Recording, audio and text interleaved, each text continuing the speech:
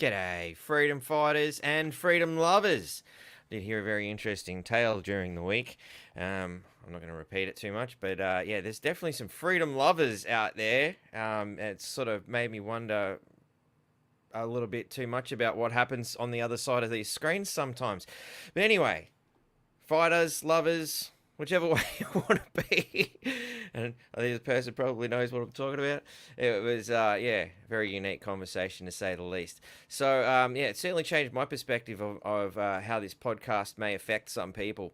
But anyway, speaking of affecting some people, we are talking about the council. So, no doubt, our conspiracy theory friends at the Townsville Bulletin and Channel 10 are probably watching, going, "Oh my God, is there going to be another blackboard scenario? Can we try and invent a story about Troy Thompson being on the podcast this time?" They love that sort of shit. Obviously, like I've never seen any apology or retraction from any of these ridiculous reporters that conjured up the most pathetic conspiracy theory I've ever seen, that Troy Thompson was blackboard. My God, what shocking attempt at journalism we had there. But yeah, sorry for the late arrival. People who have been sitting patiently in the background there. I'm seeing more and more people jumping in. So thanks for sitting tight. Like, we've just had a whole bunch of new shit just dropped on our laps. Obviously, our special guest today is Alan Charette. Tracy, not Troy, Tracy, maybe joining us a little bit later. We had plans of what we were going to do, and all of a sudden, given what's happened today, it just kind of changed the dynamic of everything. So, yeah, it's out of sync. It doesn't matter. Anyway, so we're just going to kind of make a few things up as we go along, and even read along some attempts at journalism by the Townsville Bulletin, because we can't really have a great deal of faith in them when they try and tell us that an Indigenous fellow was Troy Thompson, for fuck's sake. Like, seriously, how that guy is... I'm Troy Thompson. Good work, Tiffany. I love the fact you even got a completely different name. So, I mean, it's obvious you have to be Troy Thompson because that's not your name there, G'day, Adrian. I will send you that information. Sorry, dude. Adrian is doing some great work. He's going to get us some shit stirring spoons because, I love shit stirring shitheads. So, yeah. We are going to have a bit of a yarn about what's going on because, by God, what a shit show. It does need some shit-stirring spoons to increase our merchandise, hopefully fund things here a little bit better. But, look, I'm going to stop having a rant here. I'm going to bring Alan in. G'day, Alan. How are you, buddy? Yeah, good, mate. Yourself? Yeah, good, man. Good. I mean, to be honest, I'm a little bit what the F is going on here. Wow. What an amazing turn of events. But perhaps we should start with what we were going to talk about, which is the Amaroo situation, mate. Do you want to give us a Yep. bit of an update between what's happening with those poor residents who are, potentially being exiled by Townsville City Council? Yeah, so clearly the council are trying to turf the long-term residents out there. It's in their application on page 5 to get rid of the long-term or permanent residents there. Mm. The council have put a second draft final order on the table. It makes a mockery of the first one. It was only presented to the court. I was only presented to us 4 p.m. the day before court was to convene about this matter. So 4 p.m. on the 4th, court was obviously on the 5th. So there wasn't, obviously 2 days grace there, which is, you can't sort of ask an immoral council to be moral. So that's a bit problematic. And they don't seem to know what they want to do there. I spoke in the court about Mr. Robert Shepherd, who I'm a agent for, and Bob's got PTSD and he's also got diabetes. So if anyone out there's got any sort of medical training, you'll know that severe stress exacerbates any sort of issue that a person has like that. And as a result, I believe he had a fall and he's now currently in hospital. He's getting rehab and all that sort of thing. So he's in not bad spirits. I've seen him a few times. and it's quite a sad situation that the council are picking on elderly, vulnerable people like this. Mm. And I mean, it's Anne Marie Greenie is fundamentally leading the charge on this. Is that a correct assessment? Well, at the moment, we don't know whether any elected councillors are in charge of this matter or whether it's just the CEO. So that in itself is a bit Okay, problematic. But but it is her electorate that we're dealing with, though. Yeah, yeah, it's Division certainly Three. in Division 3. Yeah, so she Mm. should be the mouthpiece for the people. Advocating for the people, looking after the people, and she's just doesn't have a clue, or she doesn't Mm. care, or all of the above. So that's a bit upsetting to those people. Mm. And if I could just go through the history of the place. So it was Yeah. basically built in about 1975. The developer was given a development of non-conforming use with no conditions on the times that residents could stay there. Since then, I think in about 2021, the council then changed their mood where people could only stay there 3 to 4 months of the year in consecutive times. And then that eventually went on to no, you can only stay there 3 or 4 months permanently. So in about Mm. 2021, the story with the council changed, which is a problem in itself. You'll notice that the council have asked for um, a direction from the court, but I feel that mediation should have happened first. Mm. Obviously, a non-conforming use is problematic to the council, so it should never have been built under those conditions in the first place. A material change of use is a proper way to resolve this issue. I understand the council now are waiving fees if you're a developer and you've got a warehouse and you want to turn that into accommodation. So I think the council, should have a bit of heart, sit down with the residents there and say, right, moving forward, we understand we've made previous councils made a mistake. We want to rectify it. We don't want to charge you anything as per the developers' um, um, grants at the moment. Can we sit down and resolve this? They've chosen a very expensive path. As you know, the mayor wanted an advisor of $175,000 a year. That is a lot of money, but given the Mm. expenditure and everything of the council, it's pittance, but they all voted against it, saying, that the council's broke, rah, rah, rah. But here you've got the council flying barristers up from Brisbane on plus 10K a day, Yeah. picking on these people, and the legal department don't seem to have a budget at all. It's an unlimited budget.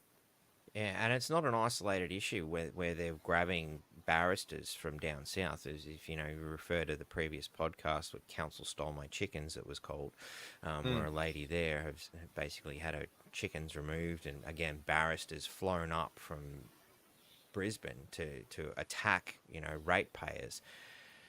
It doesn't seem to sit well, especially when we have a legal team within this council. Are they not capable of doing legal work? Isn't that why they're employed? I don't know. Perhaps somebody can help clarify exactly what the legal team does within the council that leaves them unable to represent council on legal matters. It does seem very costly. And on that cost issue, the previous, Team Jenny Hill Council had no problems giving themselves pay rises just before the election, as if we weren't supposed to notice. All councillors and the mayor all got big pay rises. I believe even the staff may have gotten pay rises as well. And now they're telling us they're broke. Come on, we've got some remaining members of Team Jenny Hill there. They knew damn well what was going on, and they all voted for parking meters. Is well, what? Mm. As a ratepayer here in Townsville, I'm finding these previous and current decisions a little bit disturbing. Well, don't forget the meters was discussed in council, and there were questions by Troy, and Mm. the council basically said that they'd got a consultant in to do a mathematical evaluation or a cost analysis on the meters to see how Mm. much money they bring in, and there wasn't any public consultation. The Yeah. Strand is Division 3, which is Anne-Marie Greeny again, and Mm. she's constantly not consulting the people and doing whatever she likes. Mm. If we've got any viewers out there who live within Division 3, have you heard from Anne-Marie Greeny? Have you attempted to contact her about these things? You know, I'd like to hear from you guys. Feel free to email us or drop a comment here. You know, give us your feedback. You know, this is what this network here is for. It's why it's a live, you know, thing. It's not like mainstream media where we just dictate what we see and think. This is a live interactive situation where you, the audience, can actually have your say, you know, on a big public forum here like this. You know, so that's why I think this is the way forward myself. Um, but that aside, there were some terms you used there, like material terms use, and I can't remember what the one you said Material before. Could you change of use. material change? Could you perhaps elaborate on what that means for those who are not so legally minded? Yeah, so if you've got a residential place and you want to turn it into sort of a business premises, you Mm, put an application of a material change of use to the council. mm, They assess it, work out what the pros and cons are, you know, what the aesthetics of it is, what the volume of traffic is, you know, will it affect other people? You've got a period of objection, things like that. You know, it's quite an open and transparent um, process. You mm-hmm, know, the councillors always brag about their, you know, rant about their open, their transparencies, but here we are having a council, you know, dragging people off to court. But you know, I must take, you know, most of the councillors off the table except Team Jenny Hill, because this court action was started in November yeah, 2023. So, you know, but given that the new council should be on top of all the issues, because all the councillors vote on issues in different areas, they mm, should be on top of it, and they should ask themselves, in all good conscience, uh, would I appreciate this happening to my mother? You mm, know, is court action by the council the first order of things, or should it be the last order? And I believe it should be the last order. yeah. Tiffany's saying she hasn't seen any public consultation for the parking meters in Division 3. Thank you, No, there Tiffany. hasn't been any. So, you know, because, you know, obviously I'm not in Division 3, and, you know, these specific parking meters don't affect my division, so to speak. It's, you know, out of my jurisdiction or some shit like you'd hear on an American TV show or Right. something. But I mean, at the end of the day, I go to these places, so it still affects me and it affects Mm. everybody in Townsville, particularly where you want to go to the Strand, if you want to, you know, go to one of the pubs or just go and hang out at the beach or whatever. You know, I'm going to be less inclined to want to go now. You know, like, the same reason I don't go into town, because I'm not paying fucking parking meters, and I mean that situation destroyed fucking, you know, the city. Now, from what I can see, like, why would you want to run a business there when nobody wants to go there because they don't want to pay for parking? You Well, it's know. already a broken model, so Mm. why would it work anywhere else? And you saw in the paper the other day that the all the supermarkets and stuff, when there's venues down the Strand, they lose business because the people park in the shopping centres, Mm. because there's nowhere else to park. So now that there's parking meters there, people don't want to park there. They'll be in the shopping centres. So Mm. you know what's going to happen there. You know, like, this was poorly thought out, and Yeah. obviously, you know, something that happened in the dark old days of Team Jenny Hill. You know, Mm. clamoring for money, and you know the ship's sinking, so we got to do something, sort of thing. You know. Mm. And it, you know, they're so labor oriented, and it's a typical labor strategy. Oh, we need more money to do whatever the hell we want. Let's tax the shit out of people and tell them what a Mm. great thing we're doing for them. You know, we're definitely seeing that throughout, you know, federal and state and every other element of this labor corruption. As far as I'm concerned, they're mad, absolutely mad. Yeah. Couldn't, you know. Well, Labor don't care about small business. That's a fact. Yeah. You know, so you know one of the biggest employers of people is small business, and they don't care. You know, Mm. so it's quite sad. Yeah, definitely, definitely. So anyway, like, So back to the Amaru situation. A new offer has been put on the table. Can you tell us a little bit more about that, or is that a confidential scenario?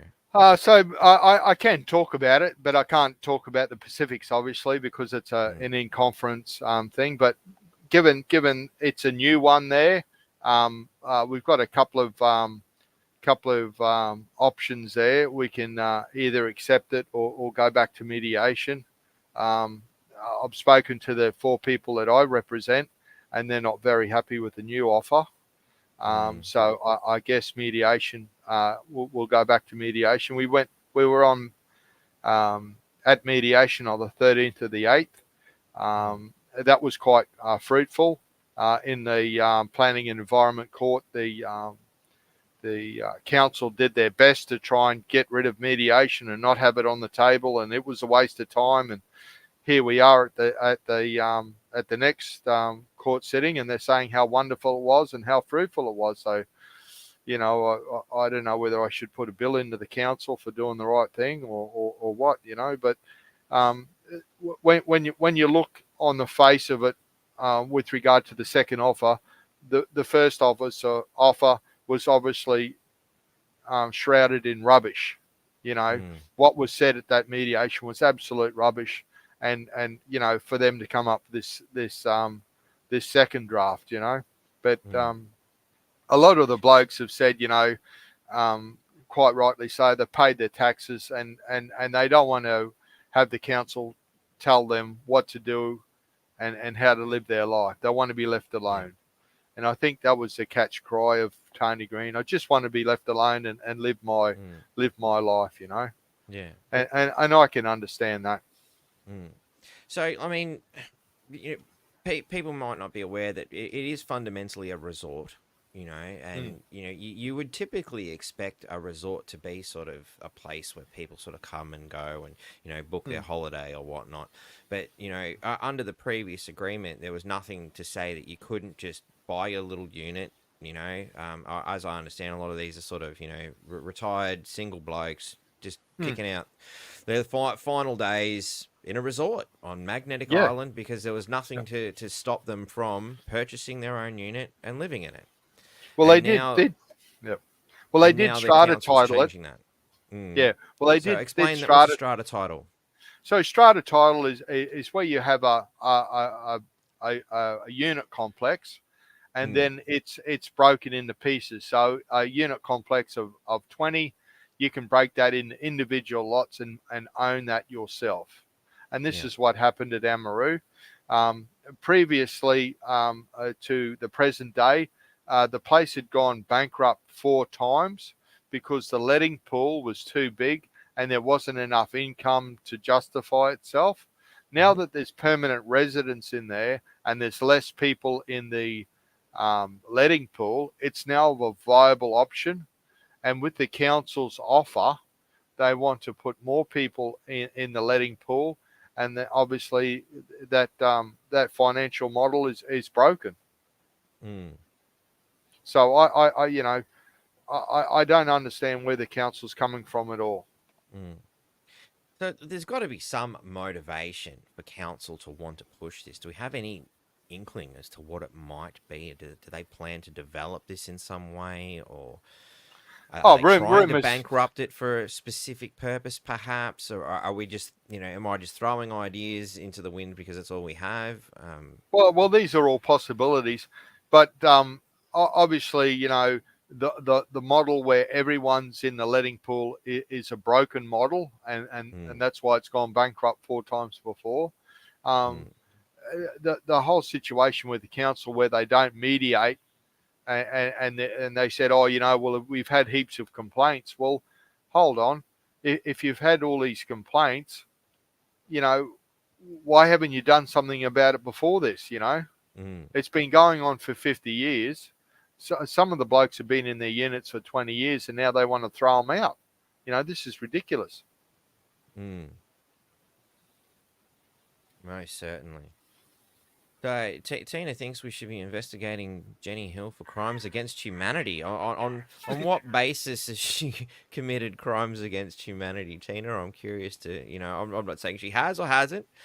But I'd just like to, perhaps dive a little bit deeper into. That's a pretty big accusation to make, and I certainly wouldn't be so bold as to say it myself, without something to back that up.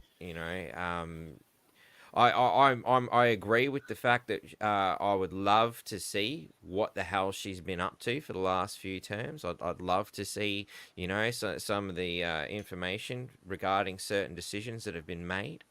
You know, I think there's definitely a lot of questions that require answering regarding the last several years, but it seems like they're creating more questions now than I ever had before with what's going on. What was it? Today's Blackboard special was an interesting comment there. Free parking on all Australian roads applies to all vehicle registrations under Federal Australian Road Rules Act. It's constitutional. Can you perhaps? I haven't got time to suss it out. That's a really interesting point. Is there a specific section there we can look up? If you could cite that, that'd be awesome. Thanks, mate. Good morning from the Netherlands. Wow, look at that. They're interested in our Townsville City Council shenanigans all the way in the Netherlands. I love it. I wonder if anybody in the Netherlands reads the Townsville Bulletin unless I bring it up. It's an interesting question. But, T2Q2Q. That's a mouthful. G'day, Alan, and also g'day, Batty. G'day, mate. How are you? Hope you're having a good day. Hello, hello. So,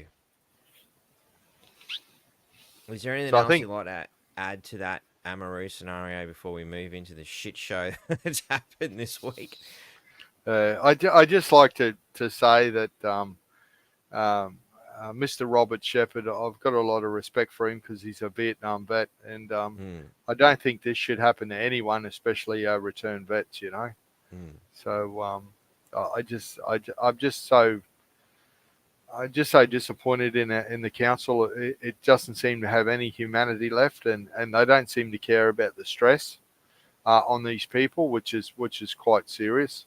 I think Tony at the last council sitting spoke to the judge about his real stress and how he's basically insomniac and he can't sleep properly, and he's very skinny. It's sad to see what the council's doing. It definitely, and it's one of those things you see so much, where the weak and the vulnerable being attacked here. I mean, I can't imagine how many years these people have in them, but they're retired people. They've done their bit for society. They've worked all their life. They've saved their money. They've bought themselves a nice little place to just kick back and do their thing. They're contributing to that resort financially by being there and to the island community and obviously surrounding businesses. Obviously you got to have permanent people there in some way, shape or form. Well, I'd like to add too that in these tourist places around the world, there's always permanence. In hotels in the large capital cities, there's always permanence there. So this isn't something new. This is common, but for whatever reason, the council have got some sort of agenda. Right.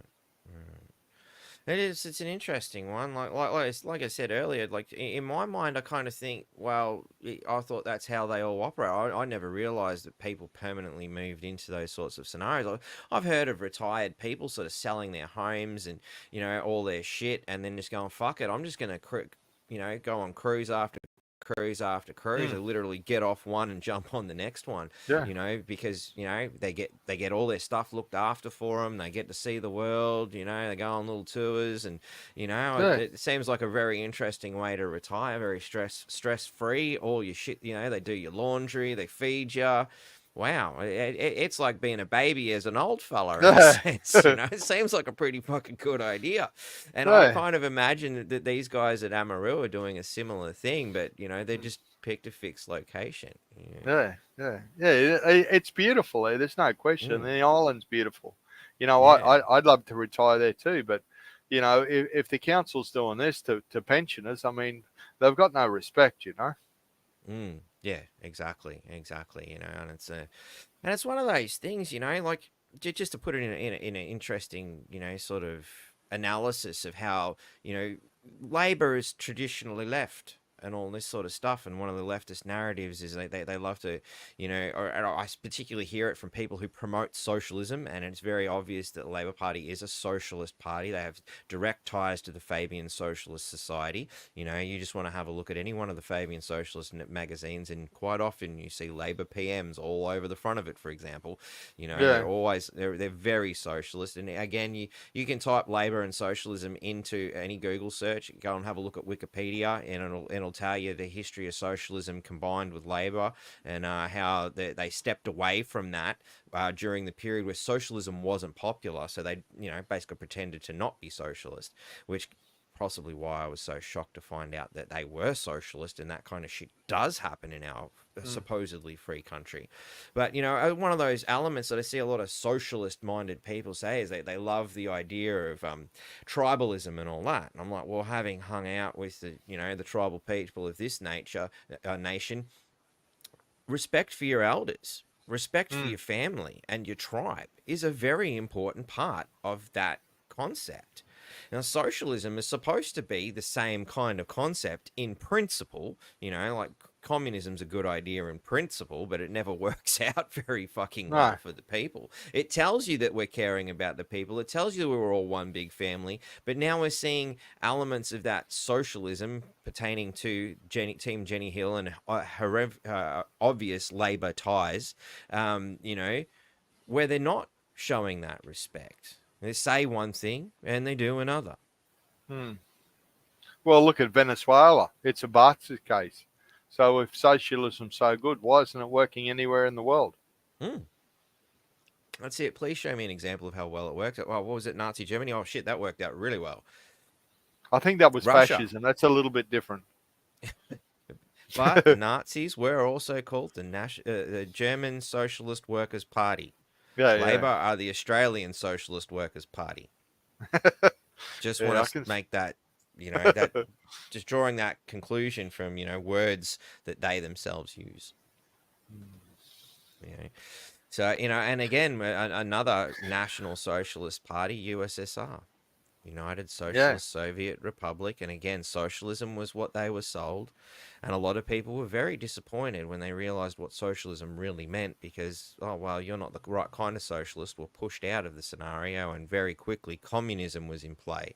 And Mm. after some 80 odd years, just at a ballpark guess without getting the calculator out, Russia collapsed economically, couldn't sustain itself.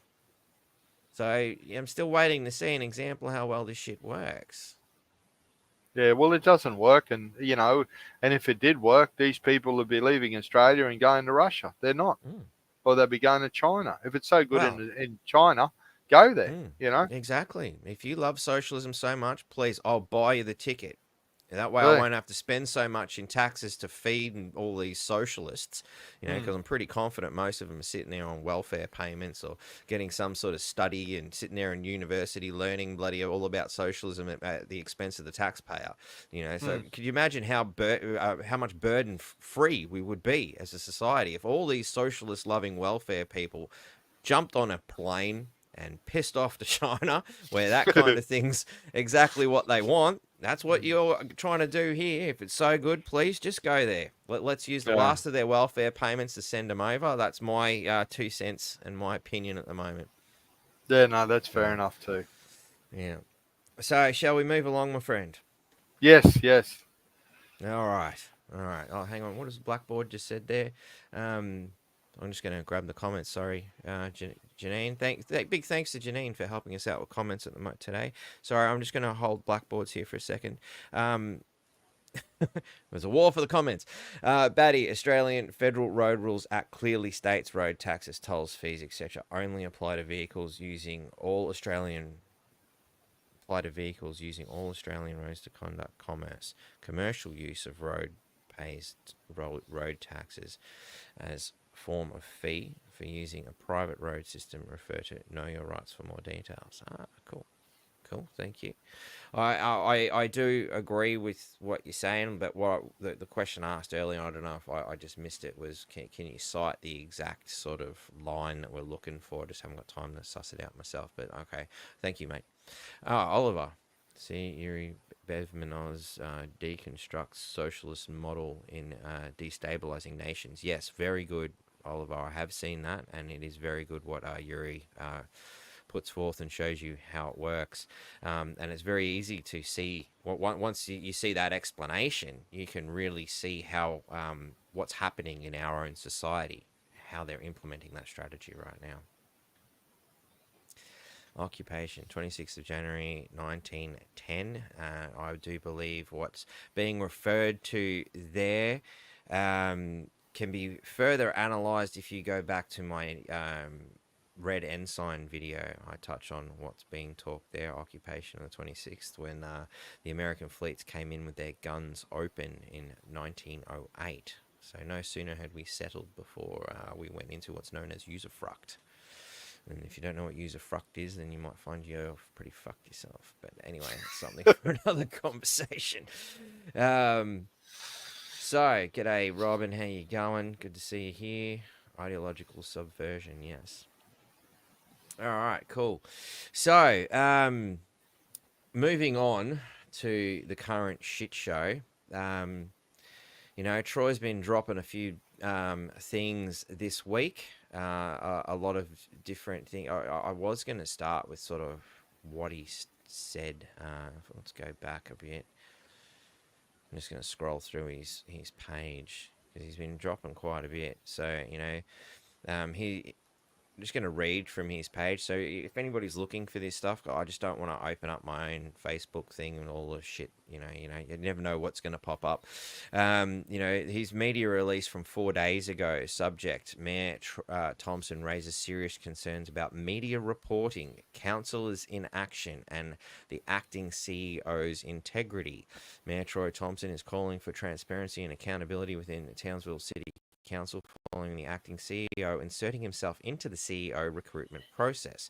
Recently, political commentator Clinton Hawkes revealed the acting CEO, Joe McCabe, lied to reporters and vicariously the public about his candidacy for the permanent CEO position. Despite raising these concerns with Mr. McCabe, Mayor Thompson was met with silence. Last Friday, the mayor demanded that Mr. McCabe withdraw from the recruitment process due to his misleading comments to the media. I've written to acting CEO Joe McCabe demanding he withdraw from and this is in quotations, from the recruitment process. It's unacceptable for the current acting CEO to comment on the recruitment process for the new CEO, especially when he's a candidate. It makes it much worse that the acting CEO's comments are in actual fact lies. This could be seen as misconduct, and I'll be asking council solicitors to report this to the Triple C immediately, says Mayor Thompson. As Townsville City Council faces scrutiny over the acting CEO's involvement in the CEO recruitment process, Mayor Thompson is shocked by the councillor's silence and the media's reluctance to report on this serious conflict of interest. So there he is stating that, the Townsville Bulletin are not reporting on it, which is interesting, which is why I thought it'd be interesting to report on it. I'm astounding, in quotations again. So this is interesting. The way this is written, which is almost, another point to sort of look at, is that it starts off as third person and then he starts quoting himself and it's on his mayoral page. It's a little hard to follow. Again, I advise, maybe just go on to Facebook and have a look at, Mayor Troy Thompson's page and see it for yourself. I'm astounded by the Townsville Bulletin's reluctance to report on this clear conflict of interest and likely misconduct by Mr. McCabe. After reading the Facebook post by Mr. Hawkes, I was disgusted that this information had been leaked. Under Joe's leadership, there's been a lot of leaking of confidential information. It's unacceptable for the acting CEO or any CEO to comment on the recruitment process for the permanent CEO position. What makes this worse is that Mr. McCabe is a candidate for the role and lied to the media about it. Mr. McCabe needs to withdraw from this process to prevent further issues. There is a little bit more to go into, but I don't know. Do you want me to keep reading, Alan? What do you think, or do you want to start? No. The council's broken. We all know it. So let's move on. Yep. So that was 4 days ago, and Clinton Hawkes has obviously jumped in and had his say. And if I just save that image, I'll just say what it is. I'll bring this up so you can actually see it. Oops, closed the wrong window. I need that one open. Let's bring it in as an image. Normally I'd do this in a different manner, but I'm going to do it like this today. And let's have a look. So, acting CEO is lying to your face, says Clinton Hawkes. It says 21 hours ago, but it's actually 5 days ago, really, when you think about it. So, how can anyone trust this acting CEO after he lied to us all in yesterday's paper? When approached by the media, the acting CEO, Joe McCabe, said he was not considering applying for the permanent CEO role. It is the worst kept secret that Mr. McCabe applied for the role in mid-July, and an even worse kept secret that he was selected as one of the top 3 candidates in yesterday's meeting. It is very clear that Mr. McCabe is lying. Turn your mic up. Turn my mic up. It's pretty loud now. Is it? If I'm back here, is it all right? Yeah, no, that's good. How's that? Or should I turn it up? Hang on. No. That's the button I want. That's my headphones. Everyone's saying, come on, turn that shit up. All right, so my volume is up. I think I'm just going to have to eat it a little bit more. So how's that, people? Is that better? That's a good 9. Yeah, not deafening you. No. Like I can send in tech support to turn it down if it's a bit uncomfortable. But it's good to have tech support, Yeah, it is. You got to train the young Padawans as you go. It's important as a parent. It is the worst kept secret. We got that bit. It is very clear that Mr. McCabe is lying to the public about his application for the permanent role of council. So that's Clinton's statement. It does seem to be a bit of a bone of contention, and it's interesting that the media hasn't really dived into it. Since I was so keen to jump on Troy for his misrepresentation of his military history was that as he's claimed, just a few concussions, you're going to forget a few things. Don't know if that was a great thing to state. But, and then there's the university thing. He claimed he had university degrees, and that didn't turn out to be quite factual either. I myself am a little bit, dubious, especially considering the whole, term of in the military happened here on this podcast, and my face ended up on just about every TV set in Australia as a result, which I don't mind. It was really good for business. Thanks guys. It was wonderful promotion. The best promotion was the conspiracy theory they cooked up about Blackboard. That was the ultimate. But anyway, that aside, the mainstream media had no problems nitpicking the shit out of that. They were picking peanuts out of that like nothing else, and they're not nitpicking this. And again, I think it's demonstrating a clear bias within the Townsville Bulletin's reporting. What do you think? Thoughts on this? Well, I think good reporting. It shows both sides. There doesn't seem to be anything with Joe, so they should make some sort of comment and investigate it. It's basically their job, isn't it? Yeah. Like good reporting is both sides of the argument, as far as I'm concerned. And we know from day dot, we've seen this kind of an article, which this is from the 23rd of August, so it's relatively recent. This is the kind of thing we get from the Townsville Bulletin. He should go straight away because Premier Miles says it. So I mean, how much Labor support is the Townsville Bulletin throwing into this? Considering that one of the things stated on the podcast that Troy we had a 2.5 hour conversation. The only thing they picked out was that he said he was in the military for 5 years, and it turned out to be closer to 3. At a 2.5 hour conversation, that was what they picked out. They didn't pick out, for instance, that Troy said that Mayor Jenny Hill was on the board of the Townsville Bulletin. They didn't say anything about that. I wonder why.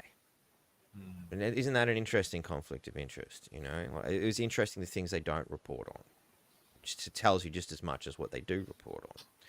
You know, and they've been at this for a long fucking time. You know, every week it's, you know, they're just constantly picking on him. You know, and you know, well, Stephen Miles said, "Who gives a shit?" I mean, and again, at no point in this article does it point out that Stephen Miles himself lied the first day in Parliament. He got busted lying straight up.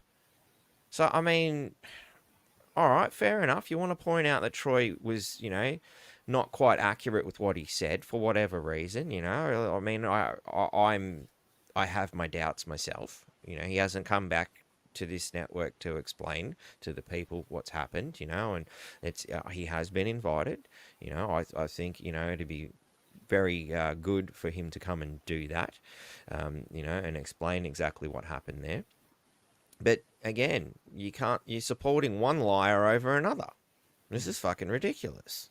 Well, don't forget, Stephen Miles is nothing but a caretaker premier at the moment. So I wouldn't care what he said. Oh, personally, I find the guy just really makes my skin crawl, much like a lot of the Labor Party members, really. But yeah, the fact that for day one he got busted lying, and they reported on it at the time. You know, or at least I know mainstream did. I don't know if Townsville Bulletin themselves did, but you know, it got swept under the rug. But Troy shit is dragged up at every fucking opportunity. It's very interesting. Very interesting. So, but we'll move along. So, actually, we're not up to that bit yet. So, I'll just drop that because that's kind of the response to this video. So, this was kind of where we ended up going, what the fuck are we going to do today, boys and girls? What the hell is this? So, we've only just seen this, you know, maybe an hour ago for the first time ourselves, or probably a bit more. But let's just dive in and have a look at what Troy has said today. Thank you for being here today. I'll only be making a short statement. Given the seriousness of the matter, I will not be taking any questions afterwards.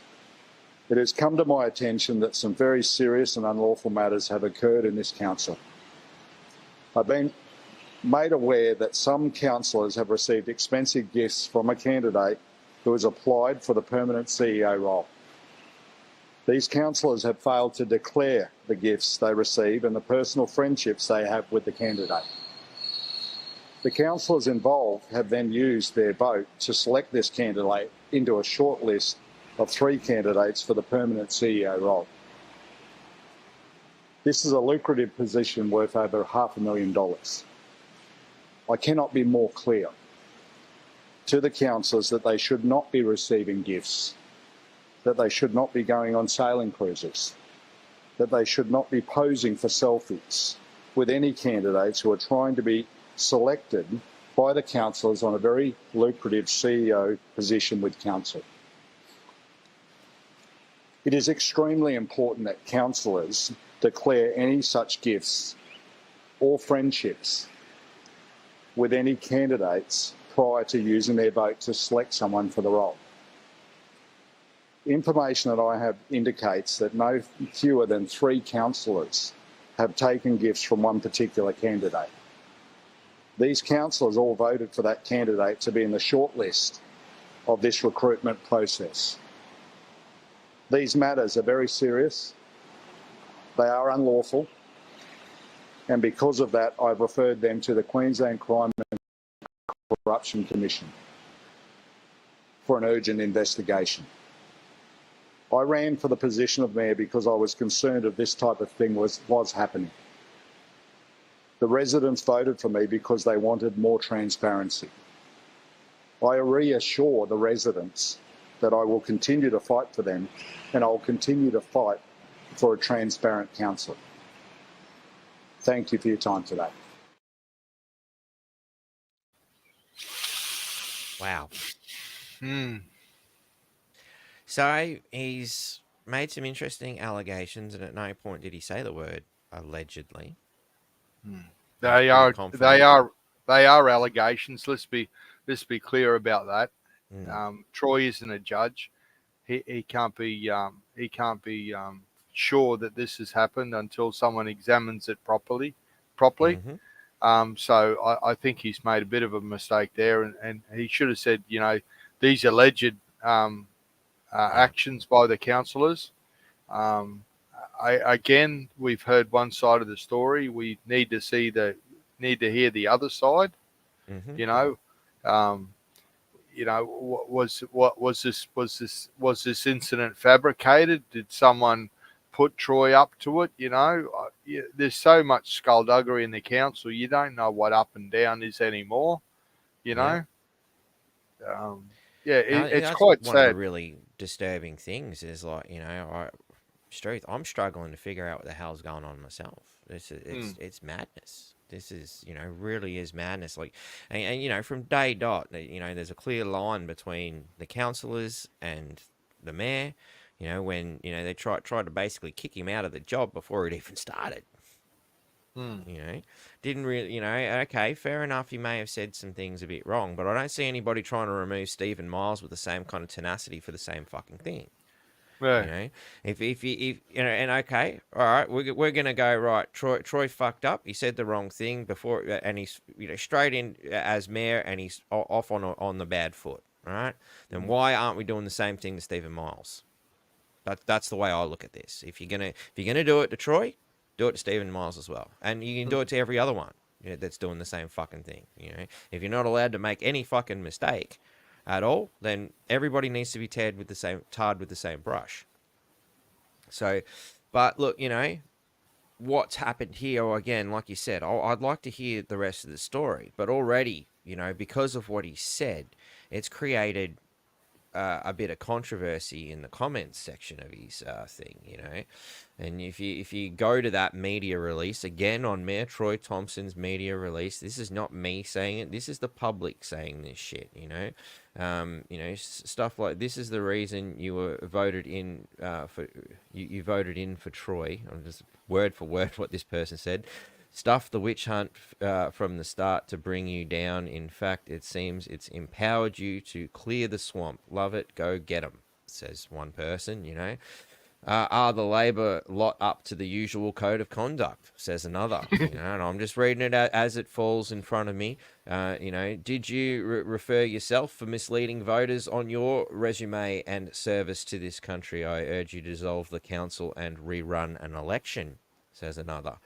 That's interesting. This post was done just prior to the special meeting on the 28th of August when councillors were discussing matters concerning the CEO. It appears some comments from the alleged councillor, and this person was quite, good enough to say the alleged councillor concerned, have been scrubbed from his Facebook page, allegedly. From a broader perspective, sadly, I think some councillors have either knowingly or unknowingly been manipulated under the guise of working together in unity and found themselves compromised, and I think they are now getting held to account. I'm reluctant to show the picture, but I kind of feel we need to look at it because it's not the only person that's taken screenshots of a certain councillor's Facebook page. No, what do you think? Mate, if it's out there, if it's on It's his page, yeah, it's fair game as far as I'm concerned. it's yeah. He had posted it on his councillor webpage publicly. If Said we're the into fact allegation is that finding, it's been removed, but anybody can go and have a look right fucking now and see multiple comments here where people are basically pointing the finger at a certain person based on what Troy has said. And again, mm, because he hasn't said allegedly. And I mean, again, this specific person, that we're talking about in the look, fuck it. I'm not going to pussyfoot around this. It's up there for the world to fucking see. So I think we kind of need to drag this, into the it is light and factual to let's, put it up there if it's yeah. on Facebook. Yeah, I'm not saying that this person has done anything right or wrong. I want to make it very clear. You know, um, and as Alan stated, there is two sides to this side, but this is what people are posting as a result of what Troy has said. You know, Councillor Christian Price, who has been here on this podcast before, I think he's a great bloke myself. Unfortunately, he's been, so we have a bit of scrutiny to do here. What's really going on? Hopefully, he'll come forward and tell us a little bit more in the coming days, and we'll find out what's going on. But it appears he was taking some selfies with the current acting CEO. Did he have foreknowledge of what was going on? But what I see here, that I find interesting, he says special thanks to Iron Man for the invitation and the multi-sport crew. So it seems to me he's thanking sports group and the Iron Man people for inviting him on this cruise. So I think the first thing, is, but then there's a dot point and he says, and Joe McCabe, CEO. So, because there's that separation of the sentence, but and Joe McCabe, CEO, I'm like, well, he's acting CEO would probably be the proper term there. And this is where we really got to nitpick, is it a slip of the tongue sort of thing? Because it says, and had Joe invited him, or was Joe just there? And I'm just looking at what's being said here and just asking those basic questions. I'm not pointing fingers or making accusations. I'm just looking at what I'm seeing, because it seems that, perhaps when Troy was mentioning taking cruises and taking selfies, that this is what he was talking about based on what, people, and multiple people are stating this, because here's another post by somebody else. Sail aboard Samurai Yacht Saturday afternoon cruise. If ever you get a chance to do it, it's nice and relaxing. Special thanks to Iron Man, So, I mean, I at first glance, I don't really see anything full on, but there's this comment here with this Gary Duffy dude, and I see him comment quite a bit. I don't really know who he is. Perhaps we should probably look into it a little bit more. We've just been strapped for time, but will you be self-reporting the gift from a lobbyist and the socializing with the acting CEO who also received this gift? And will you be standing down from council while this inappropriate conduct is investigated? You are to vote on a new CEO. Mr. McCabe has his hat in the ring, and I mean, it doesn't look good, at first, and But of course, go and have a look at these things we yourself. are But Gary's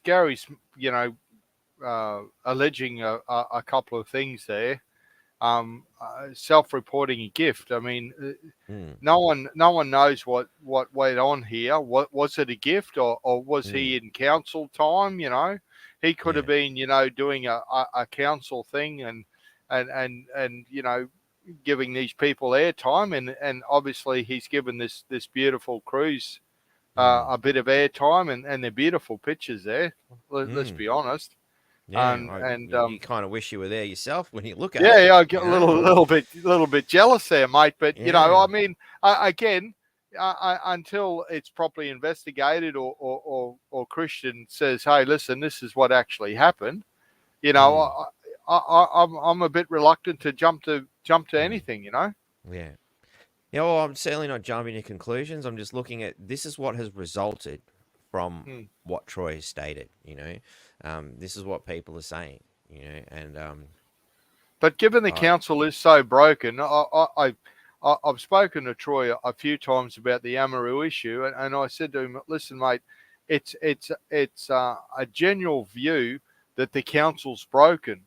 How about instead of attacking the councillors, if you've got an issue, talk to them first, and then if you can't resolve it, do whatever you have to, And the same with the council. They should say, hey, listen, Mayor, you've got this position.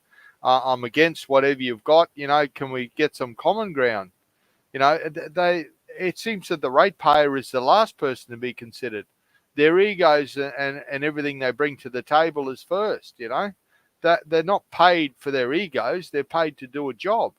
And this is what they keep forgetting, Exactly. And, as far as I understand it, that job is to, listen to the needs of the people and provide, Again, I mean, to bring the parking situation back into it, it's like, well, I was under the impression that part of the job was that you provide the parking. That's what we fucking pay for. Why have I got to pay for it again? Mm. I was under the impression that, as you stated earlier, you set up a business. One of the things you do when applying for, placing this business in that place is that how many car parks do you need? Is this facility adequate for purpose? And if council is allowing business into a certain area that it's not suited to because there isn't adequate services such as parking, then that's council fucking up.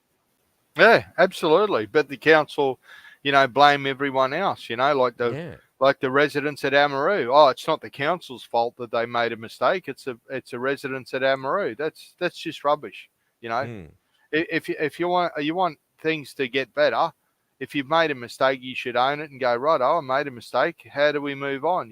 This tit for tat sort of rubbish isn't helping anyone. And if the council's busy fighting itself, it's not going to look after the ratepayer. Yeah, well, exactly. And you made an interesting point before, referring to one of the Amaroo people there, where stress exacerbates certain mental conditions if you already have an existing one. And when we're referring to the mayor here, who's openly stated he has, issues there due to previous concussions and, whatnot, the stress of constantly being attacked by all 10 councillors, the entire fucking mainstream media, and, as a result, members of the public who believe what they're being told, and the Labor government, the Premier. Let's face it, he's taking shots from everywhere. Like, I'd be out there with a bulletproof vest on if I was him. I don't wish to defend the mayor, but if I'd had to put up with all that shit and this situation that's happened, that these alleged things have happened. I'd probably go at a bullet a gate too. But, moderation's a wonderful thing. And he should have said to these people, hey, listen, are you aware of this? And when they do their council training, they are aware of disclosure and stuff like that. So it shouldn't be anything new to them. And he should say, hey, listen, these are the allegations put before me. What do you say? Give them the benefit of the doubt first, not prosecute them and say, oh, I'm judge, jury, and executor. But given what he's experienced, I'd probably lose the plot too. Yeah, but I think he seems to be relatively keeping it together, given the amount of trauma from what's happening. Might be a good word. Like he's been attacked. Again, I'm not defending the position. I can just only, I try to put myself in other people's shoes, to try and think about how you would respond yourself. And I don't know how well I'd do having an entire council turn against you pretty much straight away, the media straight away. I can't fathom why he said what he said regarding his military service and the university scenario. Like, I'm baffled by it in some cases. So, well, that's in the past, and we all make mistakes, and you've got to move on, But the current situation where the council is so broken now that one side is attacking the other, that's not in the best interest of the ratepayer, as far as I'm concerned. Yeah, well, the council's clearly dysfunctional as a result of this stuff. And, I mean, obviously the big question is who are the three, and some people are like, we have a right to know and all that, but it's an investigation. Troy is following the law by not saying it. The people who have pointed out and gone, well, here's Christian taking selfies. Does that mean he's one of the three being implicated, or is it just he's the one taking selfies and on a cruise? Was that a gift that he's referring to? And I don't think he's specifically connected the two. If anything, they might be separate issues. We may be talking about three different people within council who have received gifts, and it's more a case of what Christian's been implicated in here is perhaps, he was the one taking selfies with the current acting CEO. I'm not sure which way the voting. Well, I just like the shots, apart from Christian's mug and the CEO. Yeah. The background just looks beautiful. So, Yeah. were they on a job for the council, and were what Yeah, I'm was not it sure. something in a council capacity, and were Mm. they giving a free plug to a local company? Mm. Yeah, I look forward to hearing a little bit more about what actually transpired there.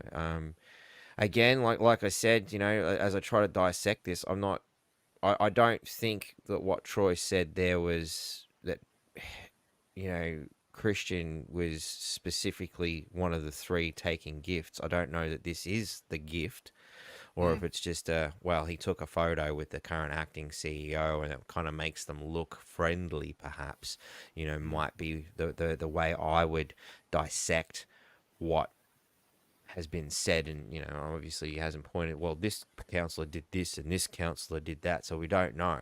And the mm, problem with this scenario where you can't talk about it for legal reasons and all this other red tape bullshit is it does leave people to ask questions. mm, And as you scroll through the comments, a lot of questions are being asked, a lot of fingers are mm, being pointed because and just like a wonderful Townsville Bulletin did, when they didn't know who Blackboard was, and Channel 10 News, that one really mystified me. They called me and I laughed in his face and told him he sucked at his job, and he still printed that shit. Like, I mean, looks like even the mainstream media can make horrific fuck ups when you don't have the facts in front of you. You know. mm. But given that we profess to, do the reporting on both sides, I think it's premature to make some sort of comment on this. It Yeah. might go legal, it might not. I mean, Mm. we scrutinised the mayor's his speech, and he should have been probably educated a little bit more with his terminology. But Mm. those allegations were put to him, so you know Yeah. if I was in his situation, I would have spoken to those people first. He obviously didn't. He's gone down this path. I can't Mm. see how this is constructive behaviour, but Yeah. it's a choice that the mayor's made, and I guess the question that everyone asks, and a lot of people ask me, is the man up to the job? Mm. And I clearly say to him, listen, if he can put up with all this crap from the media, mainstream media, and the councillors, he's got the guts to do the job. Mm. There's Yeah. there's a lot I don't agree with the mayor, and no one ever agrees 100% of the time. But is he up to the job? Mm. And that is a good question, and that should be the Yeah. only question. And you can clearly say yes if he can do Mm. all this, put up with this constant pressure, and front the media and all that. He's got the tools to do the job, but he Mm. needs the backing from the councillors, and this is where his plan sort of falls down. I mean, Yeah. someone's got to put their hand up and say, yeah, right, I'll be the first bloke to have the conversation and say, we probably didn't act the best we could have, but Mm. in the interest of the ratepayer, we need to get on. Mm. You know, Definitely. Chris, Christian in weeks or months might say, that selfie shot was probably not my best moment, but Mm. at the end of the day, he's a new councillor. He's learning. Mm. Is there any sort of issue there with Joe McCabe and Christian? Well, at the end of the day, they're on the same boat. So, Mm. what the hell if Christian talks to the CEO and says, hey, listen, these are the issues in Division 4, I think Christian looks after, and the CEO looks after it, looks at those issues a little bit better, then he's got a hand up than that the others didn't, Mm. or vice versa, But to put these allegations without the other side and properly analyse the Yeah. material, I think is just wrong. Yeah. I'm inclined to agree. It's yeah. I don't know what to make of it, and without knowing all the ins and outs, like Street, we spend so much of our day, as most people do, working our own jobs. I wish I had more time to analyse exactly what the legal terminology for a lot of these things is, and exactly what are the legislations, you know. And that's one of the things that always pisses me off about the mainstream media. And that is their fucking job. They sit there all fucking day learning. They're supposed to know this shit and dissect it and go, actually, well, this is the legal thing here and this is that there. Why aren't they fucking doing that? Like, I mean, here we are in our spare time trying to figure this out. I think we come up with a better fucking answer half the time than these clowns. You know, they're getting paid to do this. What the fuck's their excuse, you know? But, you know, this latest issue set aside, I think we can all agree that the council's broken. So this new announcement in the paper today, that there's going to be some sort of a person from the local government minister to be an umpire between the two parties and rock it forward. So I've noticed Tracy has joined us here. I'm guessing you wish to chime in, Tracy, before we move on. Yeah, Mark, because it's really hard to hear you out here because Alan, I can hear really well, but you, it's really hard to hear here. We've got everything turned up. Fucking weird. But message, look up Gary Duffy in Ipswich. Apparently he's no longer, he's been kicked out of One Nation. Is what I've... Oh, yeah, I did see something about that earlier, actually. I don't know why my microphone's not, like, clear as a bell here in my ears, but... Yeah, we can hear if I Alan... do that, how's that? Is that better? Say again? Helped? Is that better? No? Better? No. Better? Not really. Not really, no. It's not doing shit. How's Where that? Alan's... If I do that? No, fuck, I deafened myself. Alan's really clear. Yeah, Alan is really clear and his volume's much more with Alan than you. You are hard to hear. This is bloody weird. Give me a second, sorry. I'm just going to see if I can figure out one of the many things I've got open here and figure out why this is going on. No, you're very, very clear to me, How's Mark. that? How's that? How's that out there? Is that better out there? Not by much. Change? Not. But did it make a noticeable difference, or is it? Well, I mean, I'm eating this fucking microphone now. It's now a part of my face. Yeah, probably a little bit better. Hang on. I just want to check something. Is that loud?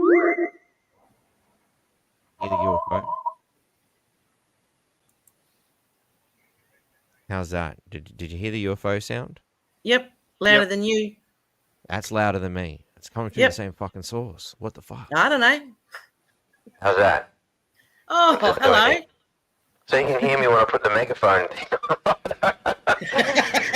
All right, megaphone. Does it sound stupid though? Like I'm not actually. How's that sound? Yeah, it does sound like a fucking megaphone. Fuck. It does. It did exactly what I expected it, but that's not good. That's no. Hang on. What about now? How's that? Yeah, that's better. There we go. Thank you. All right, cool. I think I found the button, the magic button. Sorry, people. It's mad rush to figure out what the fuck's going on. So anyway, I'm glad we solved that problem. Excellent. So, was there anything else, Tracy, before we hit this latest piece of journalism, if I can use the word, regarding the Townsville Bulletin? Yeah, no, other than to, apparently he's no longer, or he's been kicked out of One Nation from what the message I just received. Yeah, I did see something about that earlier, but I'm like, well, we're talking about council today, but we maybe if you can suss something out in the background there while we move on, and we might have a look at that, and if you can send it through. Jason says it sounds fine and clear. It's awesome. Beautiful. I'm not sure how it got turned down, but it's anyway. So apparently it looks like we've got another leak here to the Townsville Bulletin, and it seems to have happened quite a bit, as Troy himself has stated, since the, interestingly, since the CEO, and I'm not saying the CEO has anything to do with it, perhaps, it didn't seem that Troy specifically said that. He just noticed an observation where at this time this new acting CEO comes in, and at this time these sorts of leaks start to happen. Somebody is leaking shit, that's for sure. And specifically to the Bulletin, because no one's leaking this shit to me. So anyway, a lengthy email from Mayor Troy Thompson pressuring his 10 councillors to pledge their loyalty and agree to a list of demands is understood to have been the final straw in the state government intervening in a spiralling council. So it's a very melodramatic entrance here, and for the amount, the kind of people who have, a 10-second attention span, they probably just read that and gone, that's it, I'm going to keep hating on him because that's what they keep telling me to do every week in the Townsville Bulletin. So, I wonder if they were that dramatic when Stephen Miles was full of shit, but anyway. In the email obtained by the Bulletin, again, not telling you how, Mr. Thompson gave councillors barely more than 24 hours to comply with a list of demands threatening to ask local government minister Megan Scallion to dissolve the whole council and release a statement to the media accusing them of undermining and bullying behaviour if they did not sign their name. So this is an interesting scenario because they open it up, a lengthy email, and let's just have a look. Like, seriously, it's not that lengthy an email. It's like 2.5 pages at best, or 1.5. Yeah, I'd say maybe one. Well, let's just say 2 for the sake of argument. 2 pages. If that's lengthy, I mean, given that these guys put out articles with about 3 fucking lines in them sometimes, and it's garbage, I'm not surprised that they consider it lengthy, I mean, apparently a 4-hour podcast is lengthy too. They clearly don't have a long attention span. They're probably the same kind of people that read 3 lines and think they know something, So I don't understand how the word lengthy came into this. I really want to analyze the way they write and the manipulation in their way of what they consider journalism. But in this opening statement, it's a pledge their loyalty, but cease all efforts to undermine is in the picture. Stop supporting the acting CEO and his unlawful actions. Now, if this is damning evidence, I think they're going to have to dig a bit fucking deeper, because cease all efforts to undermine the mayor, it seems pretty reasonable. Can you stop undermining my authority, guys? I'm the fucking mayor, you're the councillors. Seems pretty reasonable request in a sense, considering he's been harassed and constantly attacked. You might think that it's not too much of a thing. Hey, guys, can we just look at the pecking order here? This is the way the situation works. I'm the mayor. Can we just get along and get this shit done? But here they're telling us that it's a fucking pledge their loyalty. It's vastly different terminology that I would use for cease all efforts to undermine the mayor. What do you think, Alan? You got conflicting things there. I mean, cease all efforts to undermine the mayor. That to me is quite reasonable. Stop supporting the acting CEO and his unlawful actions. Well, I don't know what the unlawful actions are. Maybe that was the 5th of June insurrection at the council, where the council took it upon themselves to use state government powers to divest the mayor of his powers at being in mayor. It's like most of those things are if you want to be a councillor, these are the proper things that you should do and the way you should conduct yourself. So I don't think they're too outrageous, and I can't believe the mayor would say, I want you to pledge your loyalty. Like, he's not the Third Reich. This is, he's not running some sort of army. He's running a council. I think that terminology is just crap. But if I can understand him by saying, cease all your efforts to undermine the mayor. That's fair and reasonable, given all the crap that we've seen and how dysfunctional we think the council is, and we know the council is. Yeah. So, I mean, the final straw in the state government intervening. So I think that's what I think we should keep in the forefront of our minds, as it's a fucking opening statement. But then again, in the second sentence here, it says that the mayor is threatening to ask the local government, Megan Scallion, to dissolve the council. So these two concepts don't really work straight away. I'm looking at the way they've written this and going, well, I hope they're going to explain themselves a little bit further. So let's dive in and keep that hope in mind. In the email. Sorry, go ahead. Well, when you look at that final straw, I mean, the house is burnt down. There's ashes. People are leaving the building, and it's now a final straw. Why did Yeah. they? You know, when the house first caught fire and there was this insurrection on the 5th of June, why didn't they get off their ass and do something then? Mm. And when was can I please have a drink? When was that threatening? If you're asking, how is that threatening? Yeah. You know, I think that's reasonable to ask. You know, Mm. it's not Yeah. threatening. Yeah, I'm inclined to agree. And again, I mean, if the mayor was referred to the Triple C himself all the way back at the beginning of his taking office for, misrepresenting certain things about, again, his university degree and the military service, well, why the fuck are they still diddly-daddling around, especially seeing, we've got the, Stephen Miles, Mr. Liar himself, calling for the mayor to step down. Well, fucking hurry the process up. Do the fucking investigation and get to the conclusion and let us know what's going on. I mean, you'd have to say that this local government minister is just as much to blame in this situation by diddly-daddling, in the process. I think Troy, instead of going after the councillor, should go after her and say, hey, listen, sort this out sooner rather than later. If you don't have enough people on the case, double the people and let's have it out and get on with council life.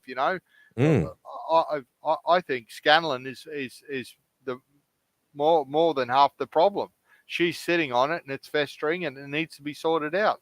That's it. And we can clearly see it's driven a wedge between the people working in the council, as well as the people here that are affected by the council. Us, the ratepayers people are arguing on this over this shit online. People are arguing, and it's it's not chaos in the streets, but I've had discussions with people in the street about what's going on. I'm like, well, have you heard this? Have you heard that? Have you seen that? Have you thought about this? And it's amazing how much shit people don't know. Like, did you realize you're talking to the guy who was on the podcast that fucking had the incident happen in the first place? Oh, no. I don't know how you missed my face. It was fucking everywhere. But anyway, can I invite you to go and look at the whole thing? Look at the whole 2.5 hours. They picked one peanut out of that poo. We had heaps of shit to talk about. They picked out one peanut, But anyway, let's read on. In the email to councillors sent on Monday afternoon, so, this happened on Monday, apparently. Mr. Thompson lists 19 requirements. So, again, see how it's downplayed? It started as demands. Now it's requirements. They're very good at changing their stance as things go down. They start off, the house is on fire, like you used your analogy before, and now somebody struck a match. And it didn't take long. It's their 3 lines straight away. You're supposed to have lost interest by now, I guess, for his councillors to abide by, including demanding interim chief executive Joe McCabe's application for the permanent role be withdrawn. And then they insert this: read more mayor's allegations against councillors are untrue, legal boss, and that's another story we'll come to in a minute. But insert, by the way, remember, he's lying. So as they've started, house is on fire, he struck a match, we've ended up, but so it's very interesting writing style, and I think it's important that people start to really analyze the way things are written as much as the information that they're desperately trying to scramble here.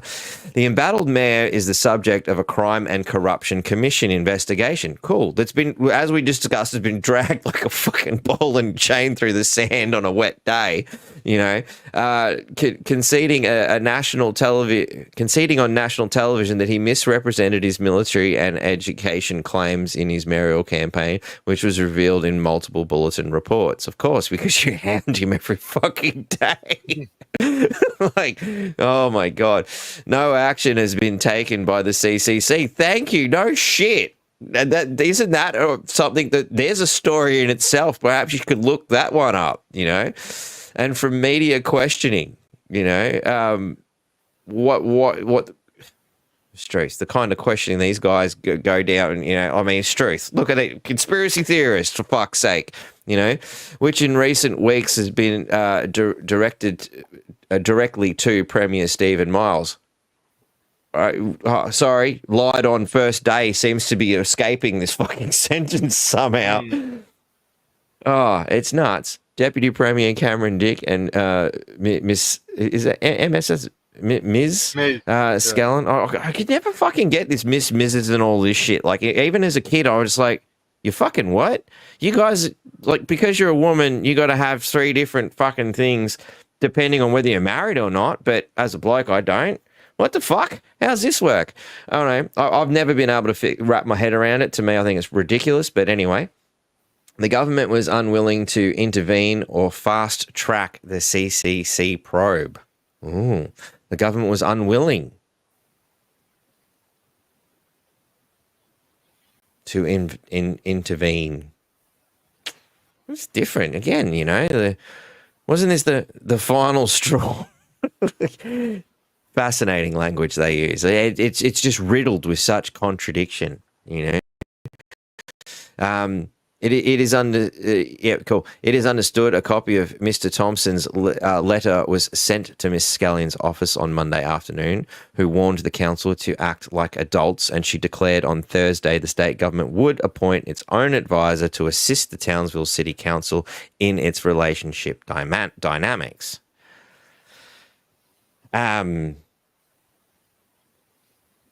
So it's interesting that she's warned the council to act like adults. That's the entire council.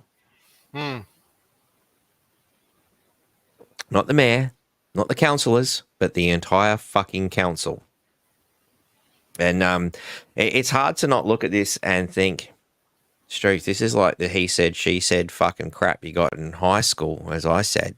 I know, would you like to chime in on your opinion of that when we discussed it the other day? Primary school, I think, is a bit better. Wow. I think we can agree with childish, perhaps. We'll meet halfway. Yeah, very childish, yeah. Because, and it's not just us, because Mrs. Scanlon's office on Monday afternoon warned the council to act like adults. So clearly the term childish is being employed by not just you and I. But the government was unwilling to intervene. But, the Premier has said, he should step aside. I mean, is that not interference in itself? I mean, seems a bit childish again. The pot calling the kettle black too. In Mr. Thompson's email of demands, and we're back to the demands, he included an attached media statement criticising their decisions, such as rejecting his request to directly appoint staff dedicated to his office, which would include speech writing. Well, I'm pretty confident that Albo himself has multiple speech writers. Somebody correct me if I'm wrong, please. I've noticed there's 186 comments, but that's probably might be because I just haven't clicked on it in a while. Where was I? Including speech writing. Thank you. Yep. Many of his demands were addressed in his draft media release, including telling councillors to stop undermining his position, to stop directing council staff to support his bid to appoint his own personal staff, and to abandon policies which he argued were designed to undermine his authority within the council. So I'd like to know a little bit more about those things, regarding, well, are they attempting to push policies to undermine his authority? Is that true? I haven't had time to go through all the council meeting minutes and all that. And there's always those bits that are done behind closed doors, which elicited a very interesting discussion with a mainstream reporter who, struggled to deal with reality, is especially when asking somebody he's identified on several occasions as a conspiracy theorist. You know, there he is asking my opinion. What do you think they're talking about? You're asking me, the conspiracy theorist, that you dubbed me a conspiracy theorist. You ask me what I think's going on behind closed doors, mate. That's what conspiracy theories are made of, not knowing. Ask the Townsville Bulletin. Ask Channel 10. They're really good at it. Fucking hell. Anyway. Mate, getting back to that, to support a bid to appoint his own personal staff, that's in itself is a bit dubious. Not because it's got any sort of realistic point to it, but the fact that I understand that there's council processes there. If he wants a staff member, there's a process there where the council or whomever shortlist it, and then out of that shortlist, he then picks someone that he can work with, So appointing his own staff, I think it's just a bit of a stretch of the truth. Yeah. So, and again, it's one of the things that I'm still figuring out how this fucking council shit works. I think like most people, we're just like, the council works when every 6 months when a fucking rates notice comes in and you feel like, holy shit, I've just been shot in the guts, that I think most people think, oh yeah, the council, those arseholes who rip me off all the fucking time and do fuck all, oh, those guys who employ those dudes who stand around a hole. That's right. And there's the one guy digging and 10 dudes watching. I think that's the general, I'm being very general and jovial about this construct. But, at the end of the day, what has been going on? And one of those questions I now pose as a result of this scenario is, well, was Jenny Hill able to just pick her own stuff? Did anybody object? Do we see this kind of shit happening anywhere else, or is it only here? And is it because what Troy's asking is unreasonable, or is it because these guys are acting like children? Well, we take the scenario where the Cairns mayor's got 2. I mean, Jenny, after all her years and all her experience, had 3. I mean, it looks more likely like it's a childish act, But I'm hoping, with this advisor to the council, that they've got a really big stick and say, hey, listen, why are you doing this? It's obviously not for monetary. If they can spend unlimited amounts on legal action with Amaru, it's obviously not a monetary thing. That's just a cop out. Can we go back to that comment from Aussie Trader that you guys popped up just before? Sorry. That one, yeah. Most councils are utility workers. They regulate the trash, send the forms, fix the plumbing. They try to avoid the higher level politicians. I used to work in one. Okay, cool. Can you elaborate a little bit on that, Aussie Trader? I don't know if you can tell us exactly what you were doing, but are you saying most councils or most councillors?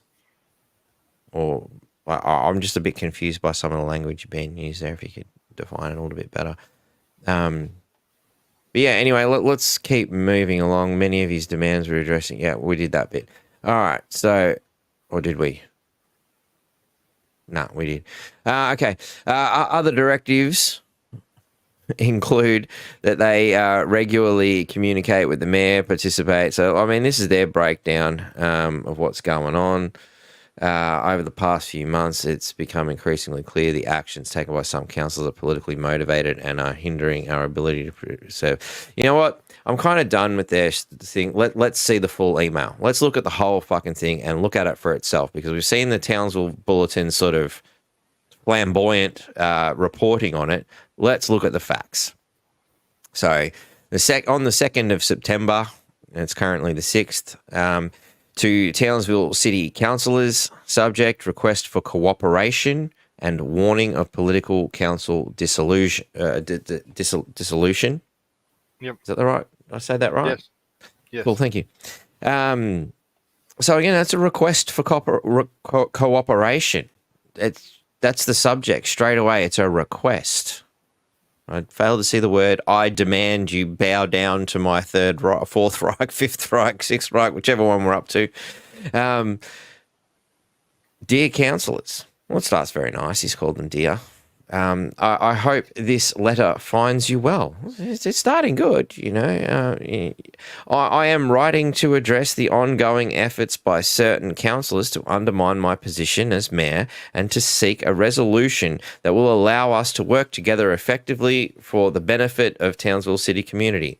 So there's our opening statement from the mayor versus the opening statement of the Townsville Bulletin, which is a lengthy email from Mayor Troy Thompson pursuing his 10 councillors to pledge their loyalty and agree to a list of demands is understood to have been the final straw. I'm not seeing what they're talking about. Maybe we better read on and see if the word demand and you must do this kind of invasive language. Does this actually come out in the letter? Over the past few months, it has become increasingly clear that actions taken by some councillors are politically motivated and are hindering our ability to serve the people of Townsville effectively. These actions, including the motion of no confidence and the rejection of key initiatives, are not in the best interest of our community. Seems so pretty reasonable to me so far. What are you thinking, Alan? Yeah, well, I can't really argue there, but the rejection of key initiatives, I mean, it's a council's right to vote for or against him. I mean, again, what were these initiatives and what were the pros and cons? I mean, no one voted for the parking meters in Division 3, which is Anne Marie, but they still got that through. It just seems that the councillors are fed a certain narrative, they vote on that certain narrative, and the ratepayers aren't consulted again. Where do you think that narrative may be coming from? Well, I don't know, mate. I'm not there. It's hard to walk in someone else's shoes, but it just seems to me that the council. Get their information from the council legal. They get their information from the council finances. So, if you're in trouble with your finances, the last person you go and see is the people that are in charge of those books. You get an independent advice, and this isn't happening. And these, some of these councillors are obviously being led astray. So, and again, to try and look at the process, and trying to be mindful of those who probably have no fucking idea what's going on. And truth, I'm not far from not having much of a clue of what's going on in there. I really want to go in and see. So, like, hey, anyone from the council want to take me for a walkthrough and explain how the fuck this shit works? I'm fucking all ears.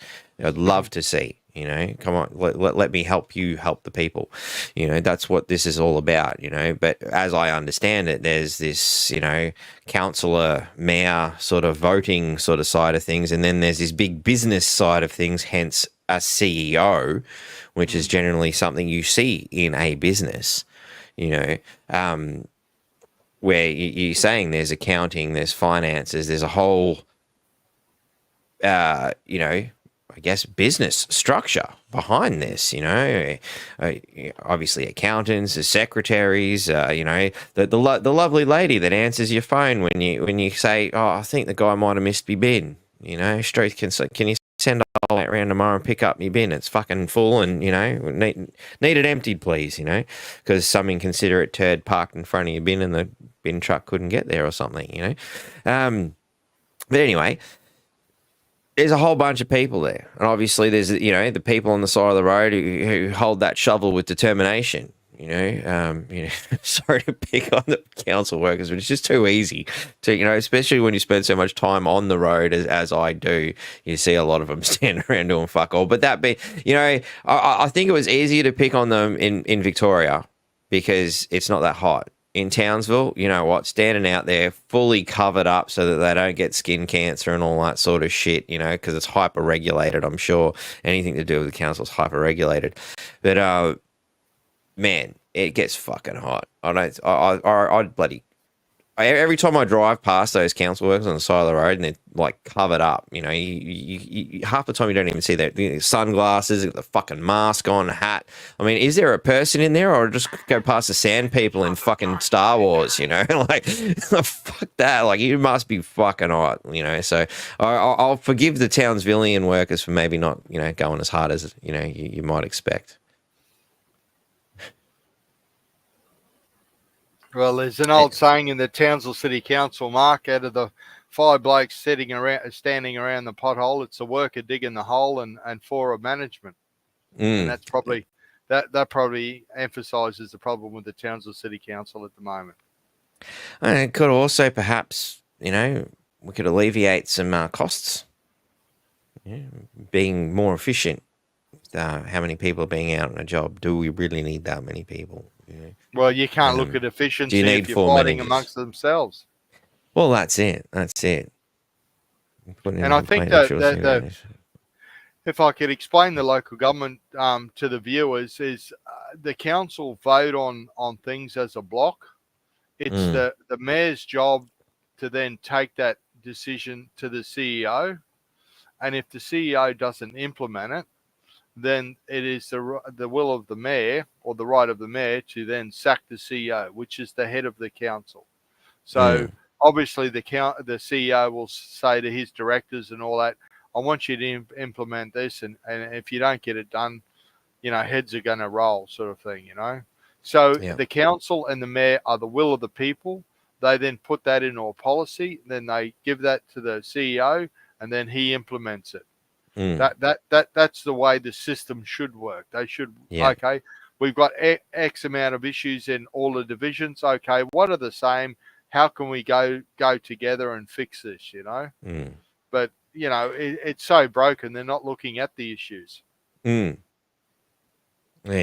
Leading us to, under the Local Government Act, the minister can dissolve a local government if the minister reasonably believes that the local government is incapable of performing its responsibilities.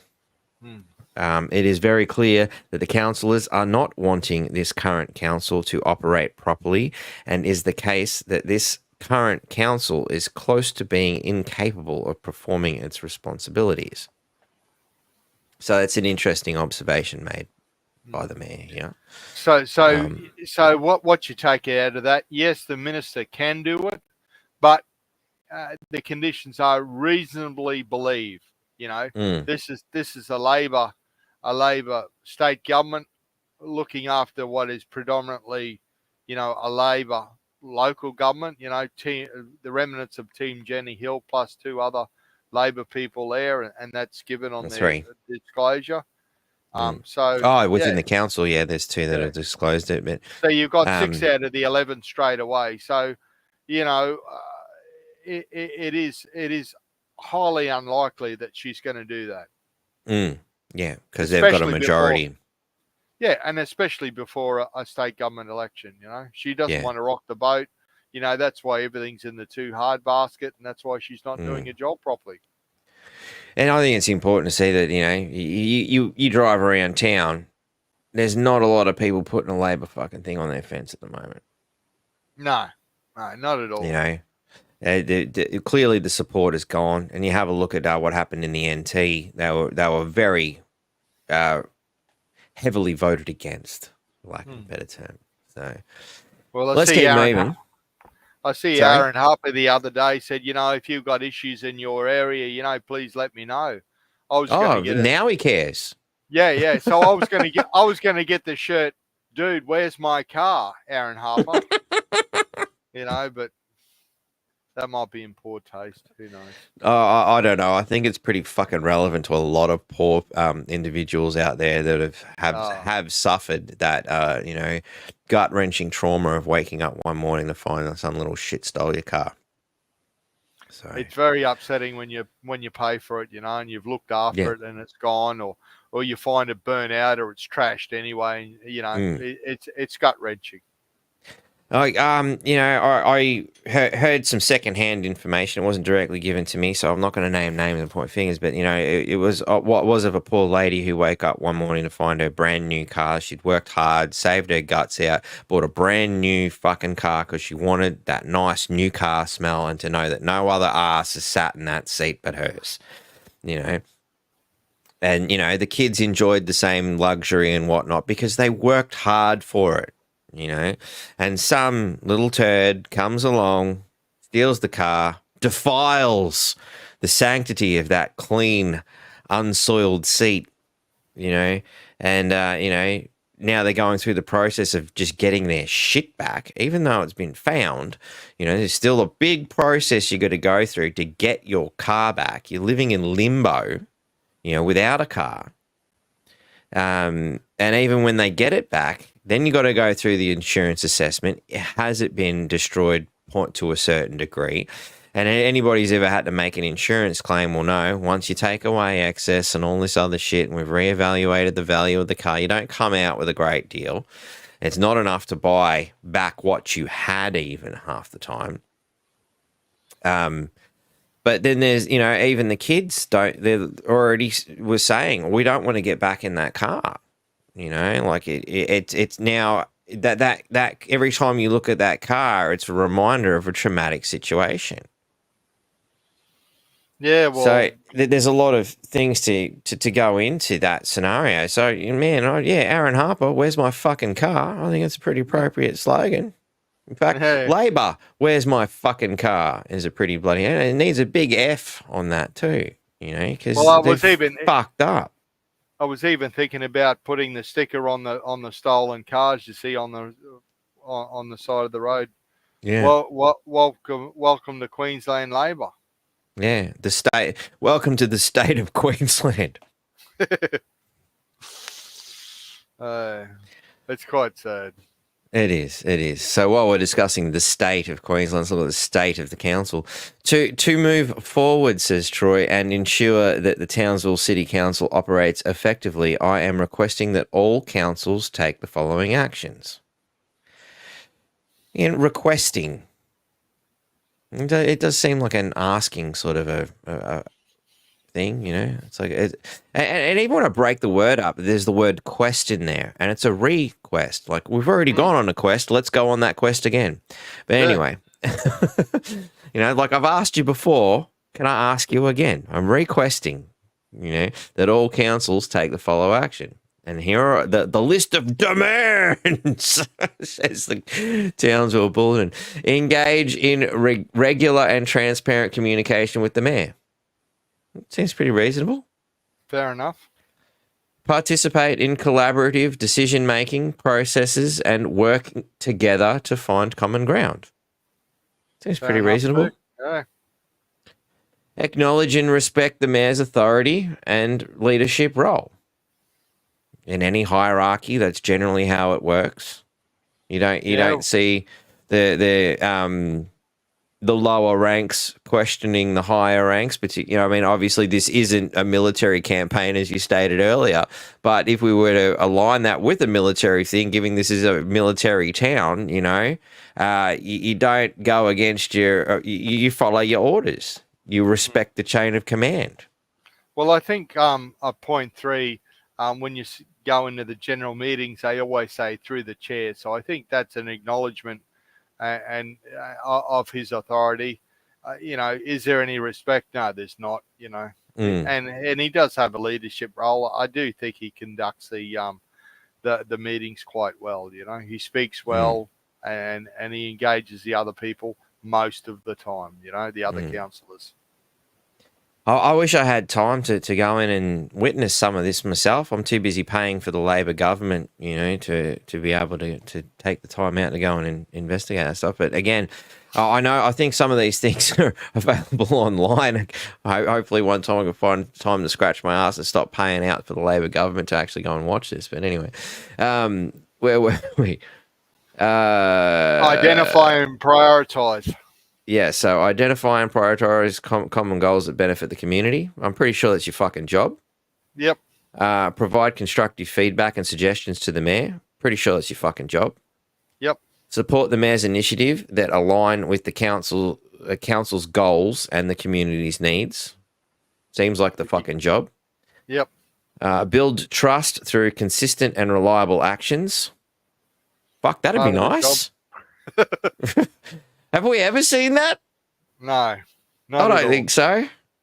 Fuck, maybe that's what's so offensive to the Townsville Bulletin. It's such a fucking foreign concept. They don't know how to fucking deal with it, I don't know.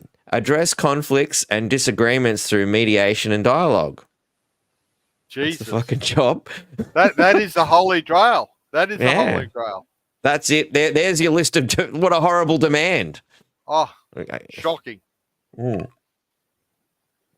Okay. Ensure transparency and accountability in all actions and decisions. That's what we fucking voted for, yeah?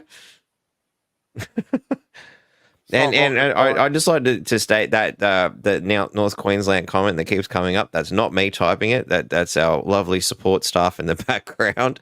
And yeah, well, like the Townsville bully, it's written right there, TSV bully. Make up your own minds, people. Make up your own minds. It's far be it from me to tell you what to think. So yeah. Engage with the community to understand their needs and concerns. Holy fuck, am I offended? Oh, that's the job. Yeah, exactly. No shit. We're at point 10 and I haven't really seen anything that I think, wow, that's a horrible thing. 11, support a motion for a councillor advisor. So to me, that's an ambiguous one because I'm not up to scratch with it, but we kind of covered it, above in the idea that, well, we need to know specifically what that is referring to. And a motion for a councillor advisor, it seems that it's kind of already been dictated to them. Yeah. So, I mean, it looks like their motion to not provide an advisor is a bit childish, but my personal thoughts on the advisor, if we can get more bang for our buck out of the mayor by having this advisor, so, advisor does, multiple things, script writing, consulting, and then bringing him the facts in general, all this sort of thing, basically like a PA with a bit more knowledge. I think you could describe a council advisor. If we can get more bang for our buck out of the mayor, I think it's a good thing. Obviously, we're not getting any bang for our buck now because they're fighting with one another. So, the whole thing is negative for the ratepayer. So, anything in a positive direction, I support. I'm inclined to agree. And as we again stated previously, advisors seem to be a part of the political structure. Given that Albo's got more than I've lost count of how many. Apparently, he's got 3 fucking script writers for a start. Now, didn't him and Bowen? Was it him and Bowen or him and some other fucking thing? They had to take 2 separate planes for them and their advisors. A whole fucking plane load of them. Fuck me. Oh, it's a circus. Yeah. Cease all efforts to undermine the mayor. Well, that's part of your job. Work with the mayor, not stab him in the back. Yeah. Again, I don't think that's too unreasonable. Stop supporting the acting CEO in his unlawful actions. Well, if the CEO is doing something unlawful, you should fucking not support it. That's just my simplification of that statement. Well, if he's doing something unlawful, they should report him. I mean, exactly. Given his position, he should be above all this. He should be apolitical, and he should be focused on the administration, not the political process. And it's somewhere in the vicinity of $500,000 a year in ratepayer money going into the CEO's pocket, plus benefits. And, I don't have a clear outline on those said benefits, but I'm pretty confident they're rather substantial. It's somewhere between. So go ahead. It's somewhere between 8.5 and 10K a week. He's being paid, depending on his benefits. So that is a truckload of money. Fuck yeah. Given that, there's people out there that'd be lucky. Let's be lucky, maybe what, 4th or 5th of their yearly income he's getting a week. Yeah, well, he's not going to worry about a small increase in rates or paying for parking meters. That's for sure. I mean, I don't know the stresses and the qualifications exactly required to be a CEO because I'm clearly not one. But that first off, I think, well, if the council's fucking broke and we can't afford an advisor, maybe we could give this kind of pay cut. I can back off some of these benefits. I don't know. Does that seem stupid to you? Or?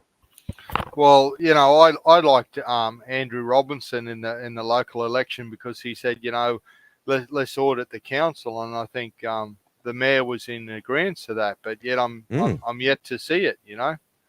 Like that they made all these promises and they still haven't done it. Yeah. Well, I think that's a good place to start. Let's audit it. Oh, I want to, and in that conversation I had with Troy online here, available for all to see, it's still there. One of the things I said to him, I want to know where the fucking money's going. Yeah. And Troy, I'm telling you again, if you're watching, I want to know where the fucking money's going. Jump on this fucking podcast and explain it to us, please. Let's have some of this transparency. I want to see it. You can start by jumping on and explaining shit. By taking these actions, we can stop the undermining of the mayor's position and work collaboratively to achieve the best outcomes for Townsville community. However, if the councillors continue to oppose my leadership and obstruct the progress of our city, I'll have no choice but to request the Minister for Local Government to exercise her right under Section 123 of the Local Government Act to dissolve the council.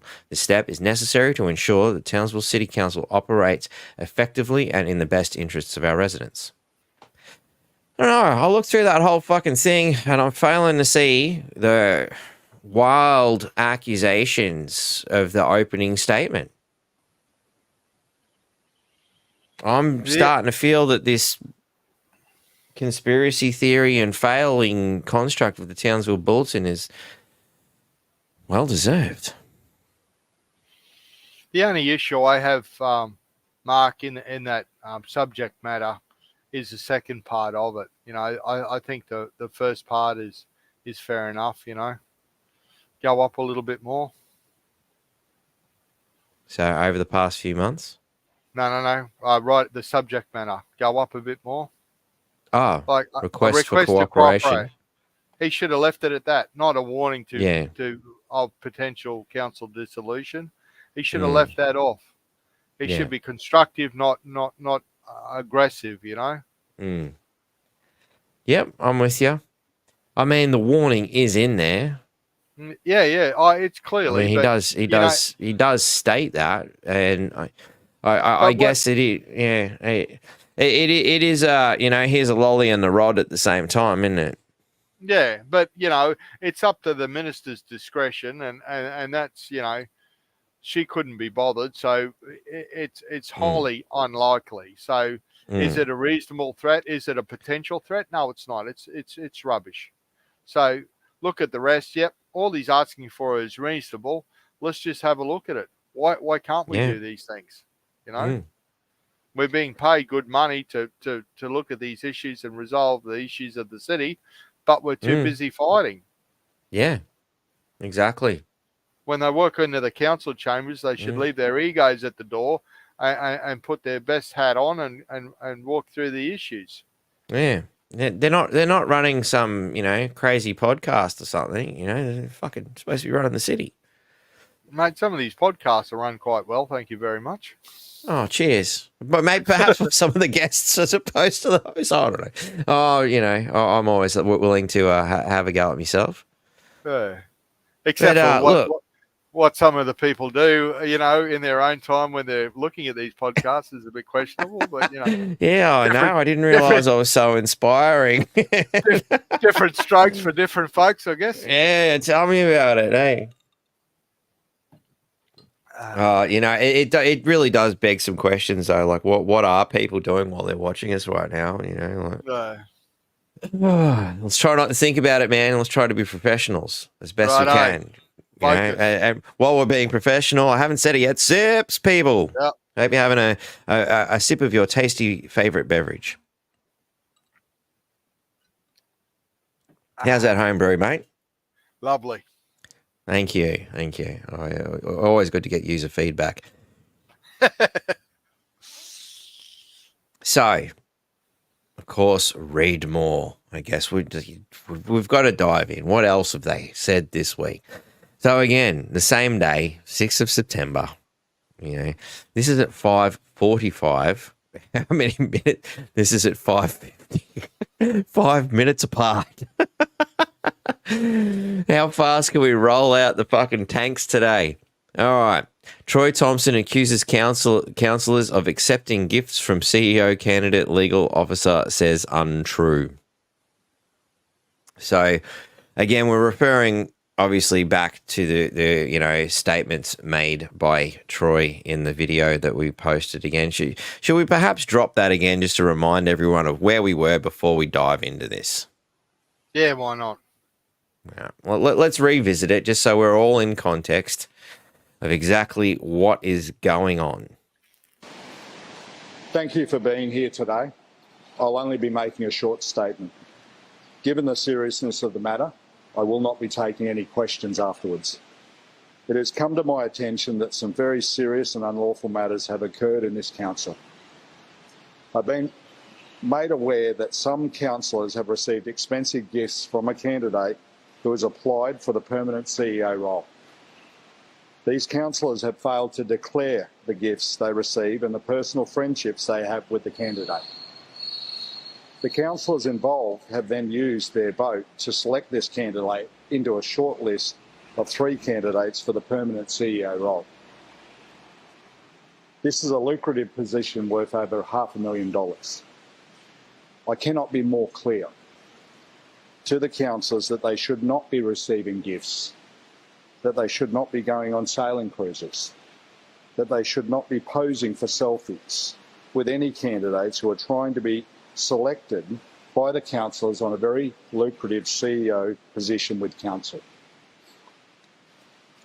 It is extremely important that councillors declare any such gifts or friendships with any candidates prior to using their vote to select someone for the role. Information that I have indicates that no fewer than 3 councillors have taken gifts from one particular candidate. These councillors all voted for that candidate to be in the shortlist of this recruitment process. These matters are very serious. They are unlawful.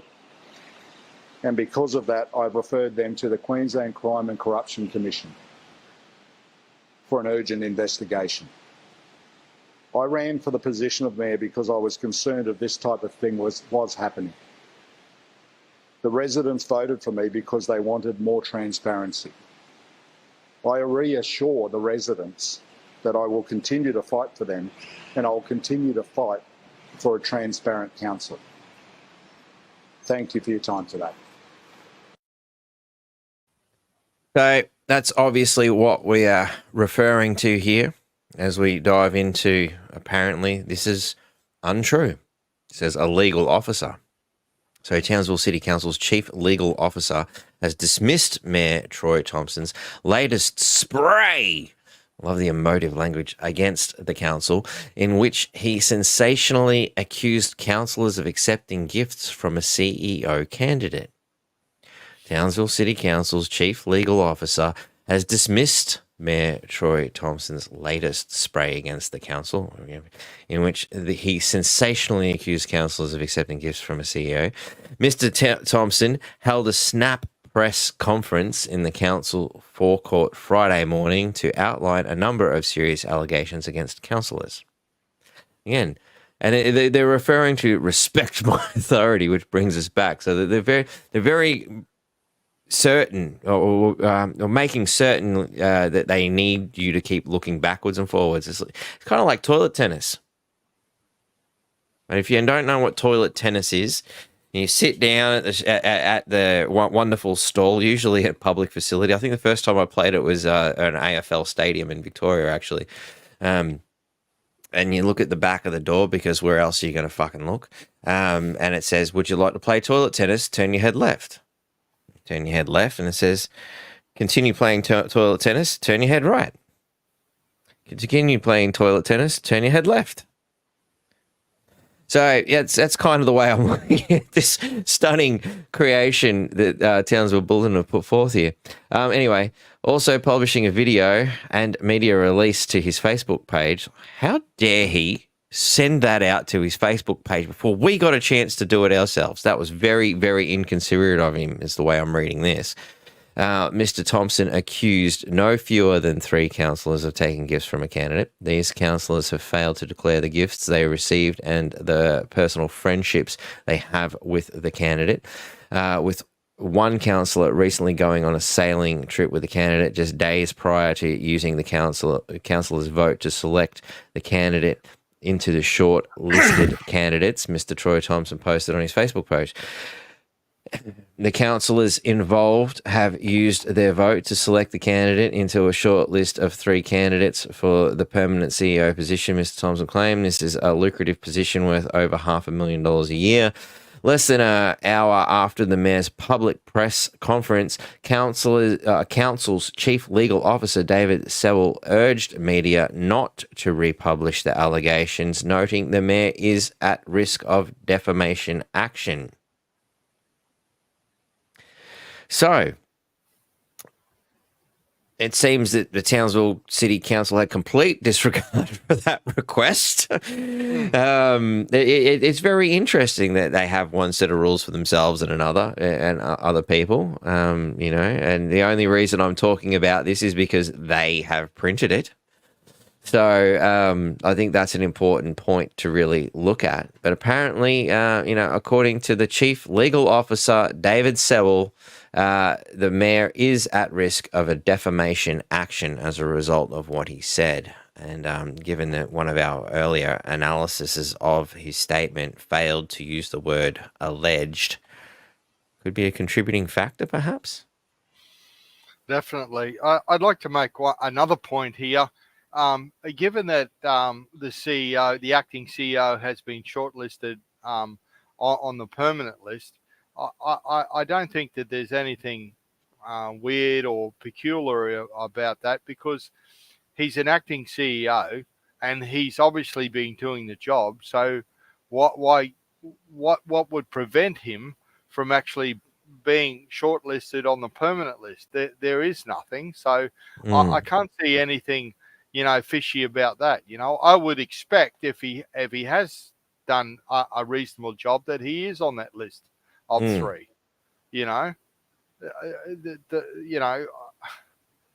How much would you pay someone to bribe them on that sort of thing? I mean, it certainly wouldn't be a cruise on a boat. I don't know what it's worth. Say it's worth $200. Are you likely to get sacked for $200? A $200 bribe? I mean, okay. And again, drink too. And if it is what we were talking about with Christian, if that is what they're stating, and we're not stating that, we're just questioning, is that what's happening? If it is that particular issue, it seems to me that it was a sporting scenario. I don't see how the CEO paid for it or bought him. Like, the only thing I see is, hey, look, we were on a cruise together. Hey, I don't know if that's misappropriation. Like, I mean, I'm not under these, council guidelines and restrictions. If I'm hanging out with someone, hey, you're a dude from work. Hey, let's take a selfie. Yeah, awesome. Like, I personally don't really see much of a problem with it.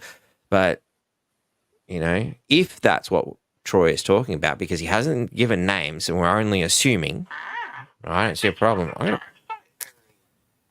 One day I'll remember to turn this thing on silent. But another scenario, Mark, it might be that someone set Troy up, giving him these allegations. He hasn't shown due diligence and checked, and he's just. That's a possibility too, because he did say it was brought to his attention, didn't he?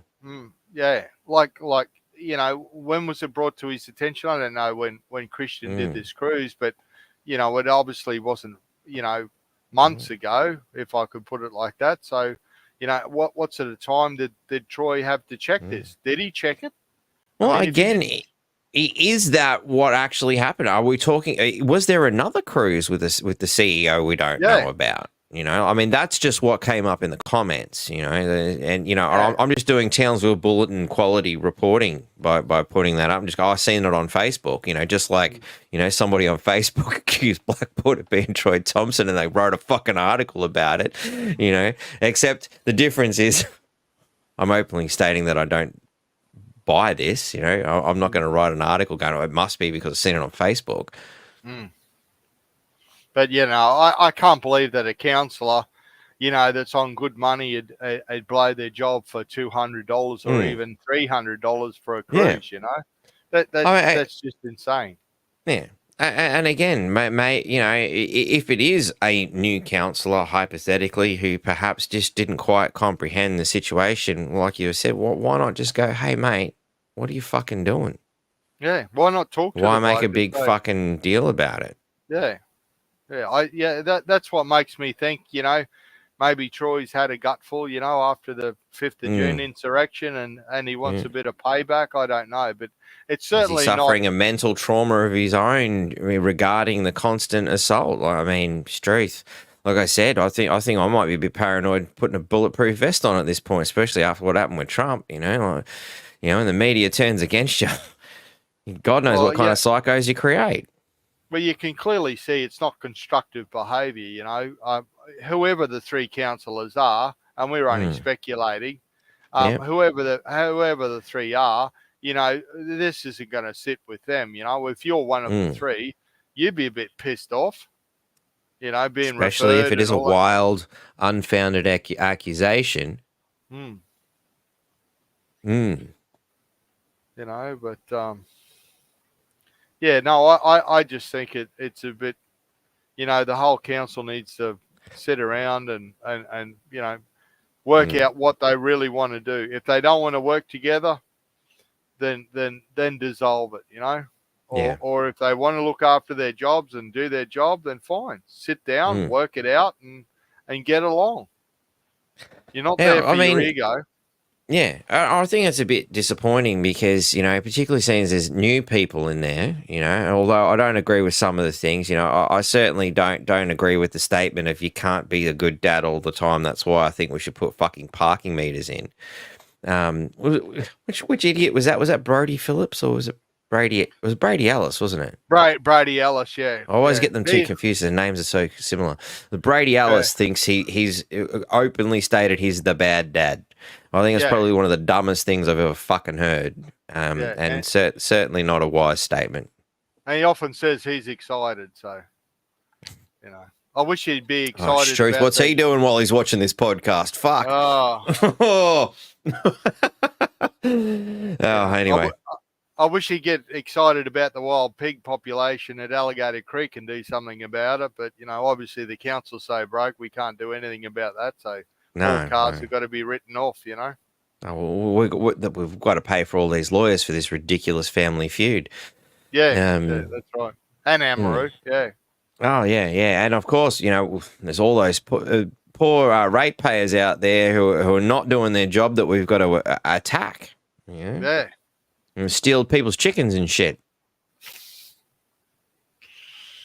Yeah, it's all a bit bizarre. So anyway, according to Mr. Sowell, you know, for those who maybe got a bit lost with that rant, you know, he is the lead legal dude, to put it in Bill and Ted terms. Our preliminary investigations is to the effect that the allegations in respect of any candidates are not true. So, again, preliminary investigation. So, yeah, I looked under the covers. No one's there. Sorry, no monster under the bed. So, in other words, we don't really know. But at first glance, it looks like he's lying.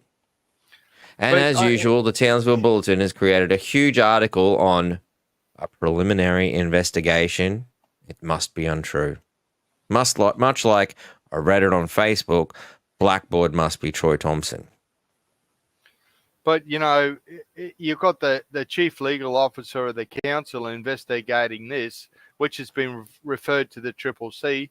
Did they do any preliminary investigations on the other issues? The 5th of June insurrection was that was that investigated and was that legal? It's a fair point. Very fair And I point. understand David's just back for an investigation himself.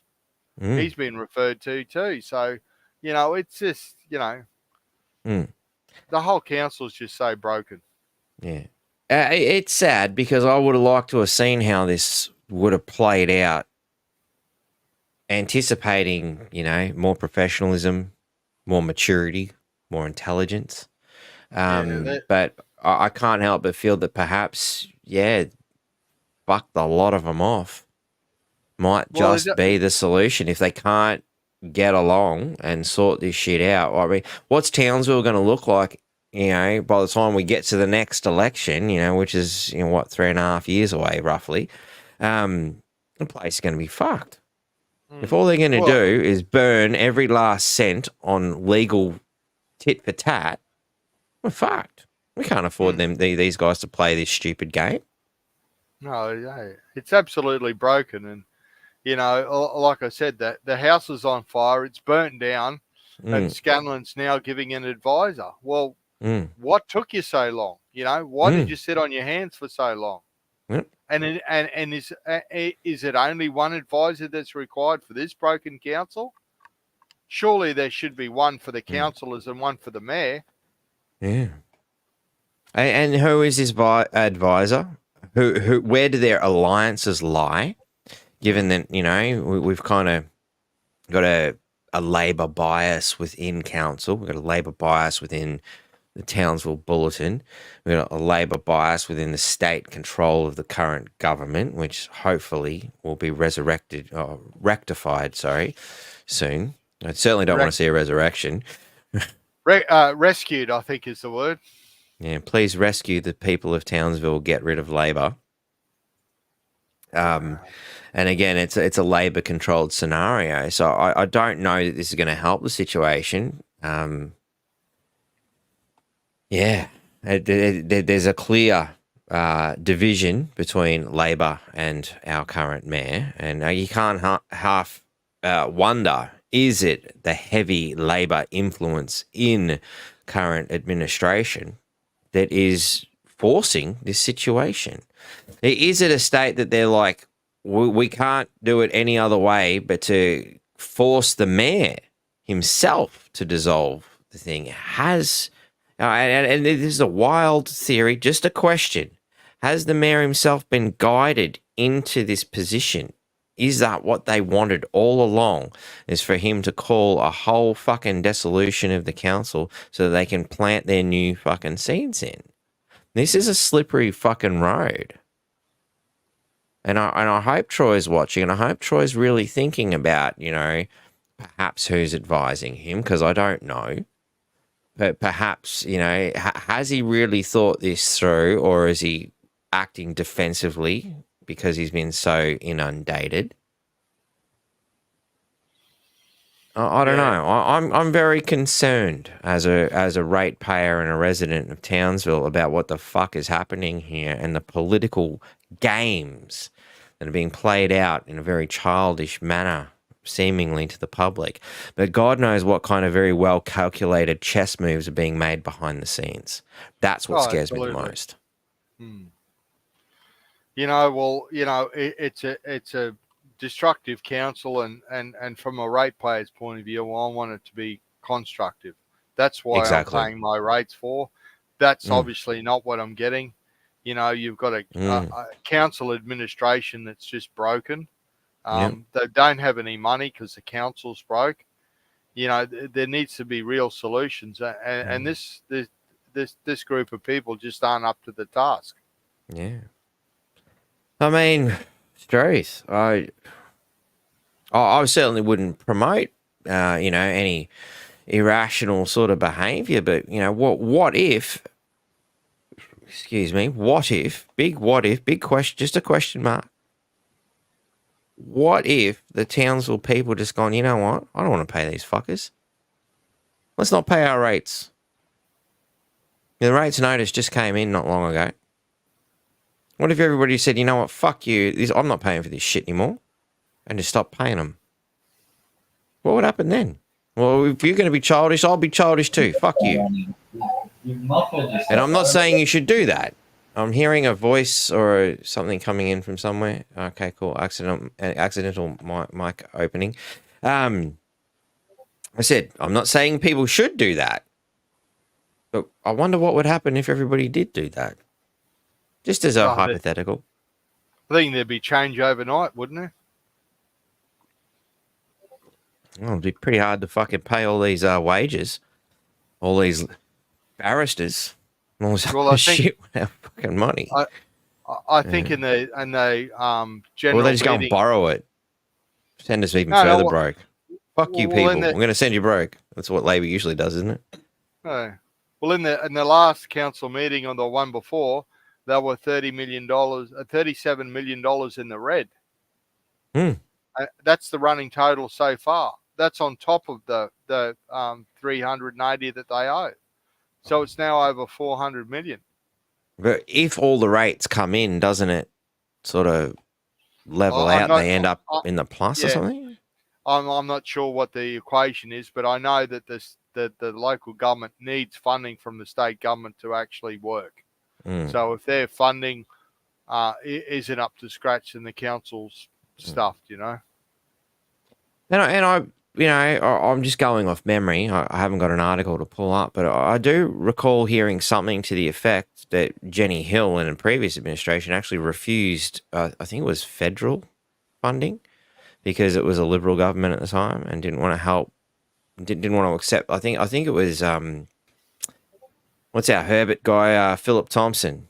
Didn't he offer council some money to pull him out a while ago? I believe. I think it was around. She denied it.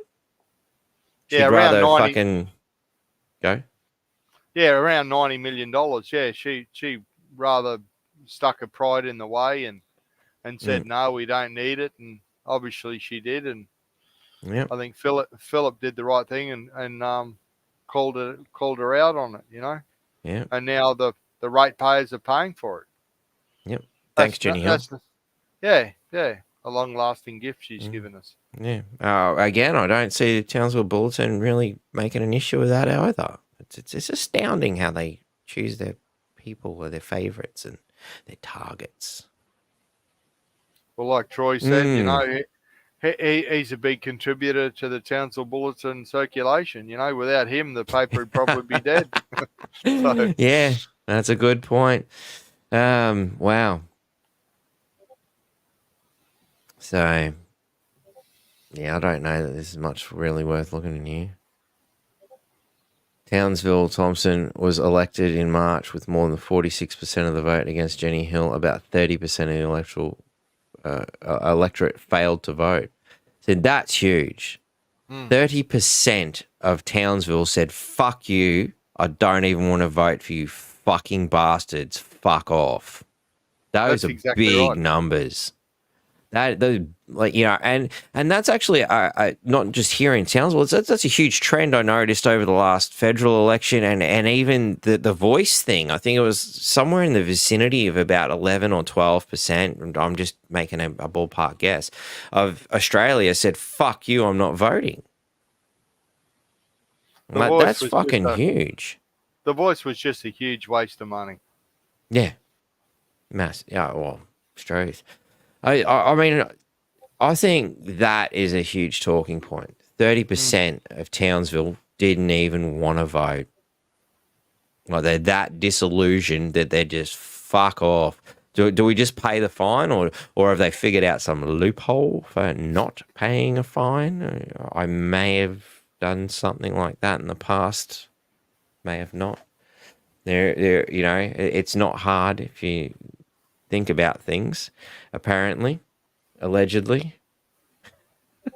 But, you know, you got to wonder, of that 30%, how many just said, you know what, I'd rather enjoy my fucking day rather than stand in a queue and look at two cunts three cunts, I don't want to vote for any of them, fuck them.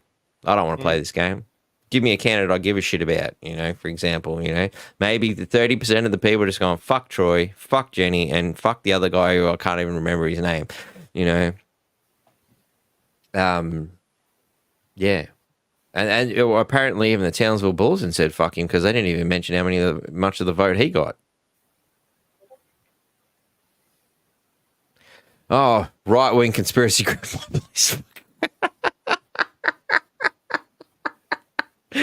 Oh, shit. Yeah, it was worth looking down the last bit just to see he was also linked to a right-wing conspiracy group. Fuck me. We're not the conspiracy theorists that thought a black fella is Troy Thompson. Fuck off, dickhead. Fuck off. Oh, it's so bad. Like that is the holy shit we suck at reporting moment right there. We know nothing. You've just confessed that you're an idiot at that point by putting that comment in, I think. So, according to them, right-wing conspiracy group is a group that looks after the community. Or anybody who disagrees with their left-hearted socialist opinions. Oh, okay, righto. That could be another perspective. Hypothetical. I wouldn't pretend to try and put my mind into the mind of something like this because it's just retarded. So these are the kind of people who think men can have babies, for fuck's sake. So because my place isn't socialist, they must be right-wing. Yeah. Righto. I have to wonder how many meetings at my place they've turned up at. Like I don't know. I'm not a frequent my place meeting attender myself.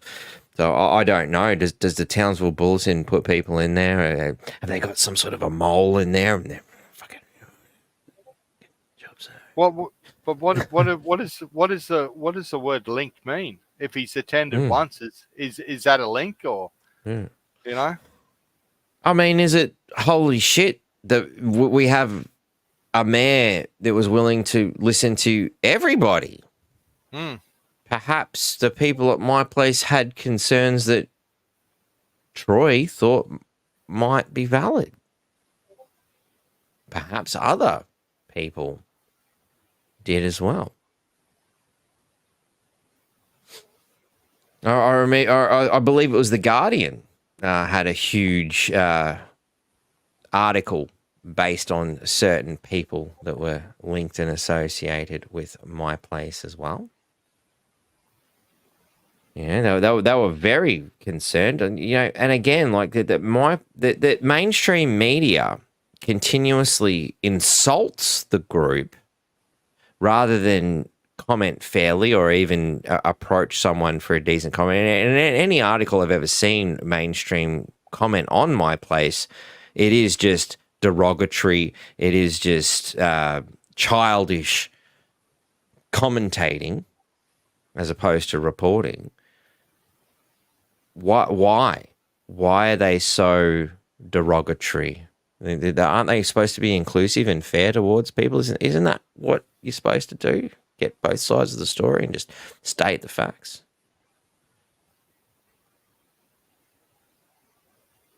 I don't know. What are your thoughts?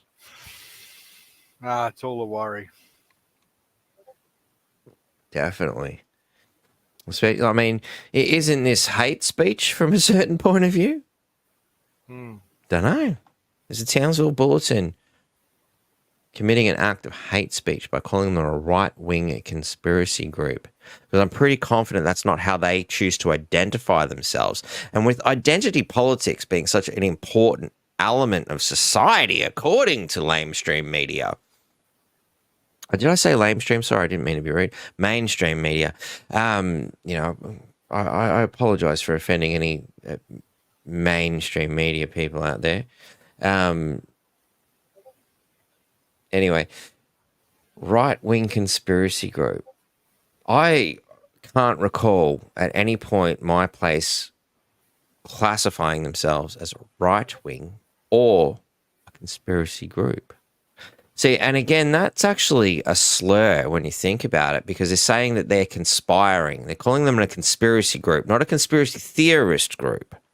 And I think it's very important that the Townsville Bulletin start to fucking learn this shit, because they clearly don't understand the English language.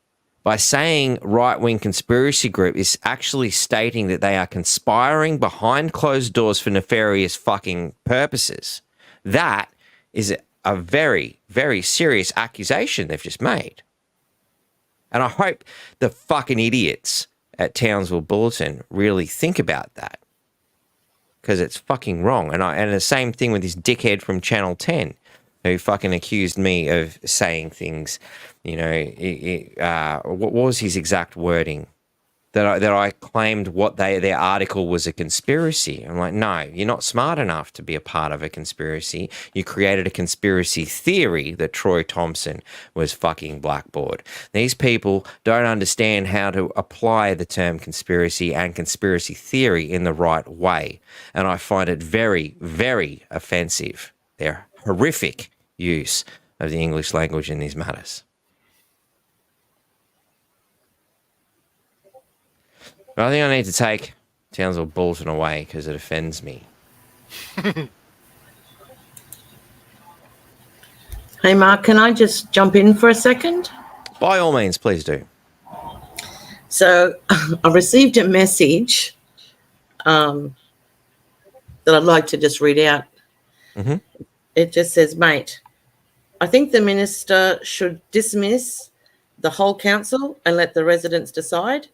It can't work and will never work unless there is a clean out. Laxats all round. This town needs an enema. I believe that Joker, 1990 Batman. So that was a message sent to me. But the other thing too, I think what really should be looked at and what people also need to either think about and push for, career politicians. I don't know about anybody else, but I'm about over them. They get in there, they stay there for 12 years, 20 years, whatever, and they just keep going. This is where your corruption also builds mounds, because they all have each other's backs. So as far as I'm concerned, they should either only do two terms and they have to leave. There is no rerunning, and we have to need and then we get fresh people in to look at the situation or take over from there. But as far as I'm concerned, these career politicians should not be able to keep going for all of these years. Now, look at Bill Shorten. Yes, that's actually a very good point. He's Bill now Shorten. Yep. Now, he was because he got a better job. Yes, he has. He's going to the university. He's going to be paid 1.8 mil. Yep. To be a socialist dictator in Canberra University. And yet he claims that I allege he's going to be a socialist dictator, you know. Thank you. Assume because he's been on, you know, the Fabian Socialist front page on a couple of occasions, you know. Yep. So, he's been all out there. The NDIS has been his baby, right? Yeah, and what a fucking meal. Correct. And as far as I'm aware, he's also with AUKUS as well, involved in that. Now, that's the treaty that was signed earlier in August between the 4 countries, well, 3 mainly, to be able to bring nuclear weapons into this country.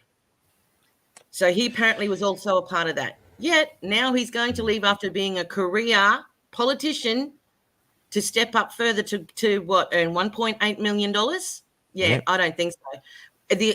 The public need to push this and make sure they can only be in for a certain amount of time and then they're gone. Yeah.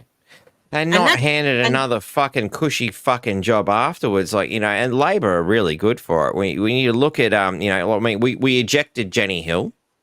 She was ejected. She was rejected. You know, 30% of the population didn't even want to bloody vote. But yeah, I mean, definitely, I'm astounded that she got through for as long as she did. But that aside, you know, as soon as she's gone, bang, they give her another cushy job. Now she's going to be the environmental destruction minister, is the way I would allegedly translate her new position. You know, she's going to be there in charge of making sure they bulldoze as much state rainforest as possible to put up these fucking wind farms and battery plants and solar fucking arrays that take up a huge friggin' footprint on our lovely Queensland land. And I heard Alan talking about Mr. You can't get rid of them. Yeah, exactly. Oh, your favourite, Mr. Invisible. Yeah. Yeah, I heard Alan. Mr. Makes my skin crawl is what I'd call him. Yeah, I think the other term too, what his wife said, whenever, I think, and that was running the Townsville Bulletin. I think I read it in an article somewhere that every time his wife sees Troy, yeah, she wants to vomit or puke or something. Yeah, oh, it's Well, okay. I that's feel what, the same about him. so do I. The first day I met him, you know, I'm like, I don't know what it is, but there's something not right here. I don't know. So like Alan was saying before, Mr. Invisible now is talking about if anyone's got any problems, come and see him, whatever. Well, he didn't want to know anything about what my issue was years ago. I tried Yep. 3 times to get an appointment with him. His bulldogs on the phone would not let me get an appointment unless I explained to them exactly what I wanted to talk to him about. So, but now all of a sudden, because the election's coming up, now I see it. Oh, Tiffany, wow. Oh God. Struth. I didn't say that. I'm not confirming or denying anything to do with that.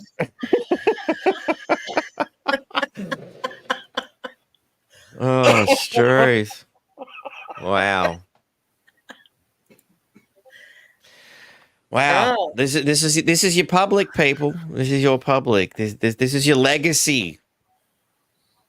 Jenny Hill, there's your legacy right there. My God. Mark, I must mention tomorrow over the island at the Arcadia RSL is the mirror meeting. I understand Adam Bailey, the opposition for Townsville, is attending, and Mr. Scott Stewart, the current member for Townsville, is attending, and they're going to present their cases to the Mirror Committee. That's Magnetic Island residents and ratepayers tomorrow. So, yeah, that'll be quite interesting. So when you, I mean, you know, Scott Stewart, or yeah, I think it was the Townsville Magpie, likes to rip into him as about as, you know, useless as tits on a bull, to paraphrase, and I think other kind of things I've read or impressions I get from what the Magpie has to say about him is he's basically just what kind of a case do you expect him to put forward? I mean, I generally, like, you know, in my personal experiences, I found him to be generally friendly. In his presence, I don't feel ill, you know, but I've watched him go from, yeah, g'day, how you going? Big smiles and all that shit to rah, rah, rah, rah, rah, and then back again with what I could only consider some kind of a personality disorder. But, or perhaps a very well-versed acting career. What do you expect to see from Scott Stewart?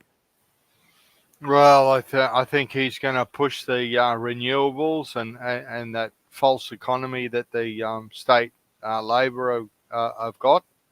You know, it's pushing our prices up, pushing, you know, the power prices, the cost of living, you know, all that sort of thing. And So a regurgitation of the party line, perhaps. yeah, I think so. And I think Adam Bailey, I've spoken to him a few times. He seems quite intelligent. You know, he knows that there's an issue with crime. He knows there's an issue with the state government, the way it conducts itself. And yeah, I'm pleasantly surprised by him, and I think he'll go a long way. You know, provided, you know, that the Labor Barnacle voters have had a gut full of having their cars stolen, their houses broken into, you know. Yep. So, yeah, it should be a good meeting tomorrow.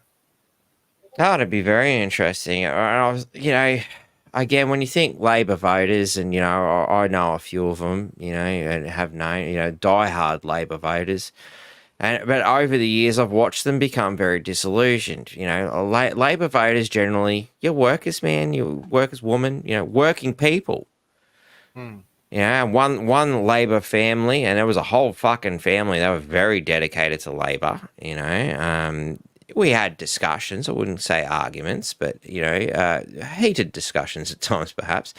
But one of the things that was said to me by them in their frustration with Labor was Cigarettes and alcohol is a basic working man's pleasure, and they are taxing the fuck out of it.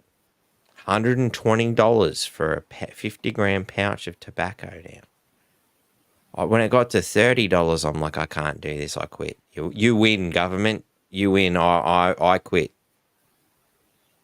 Okay. $120 now. That's fucked. That is utterly ridiculous. That is a tax on the working man. You know, their tax, like the ridiculous tax on, what was it, the Alco Pop tax that bloody Kevin Dudd put through.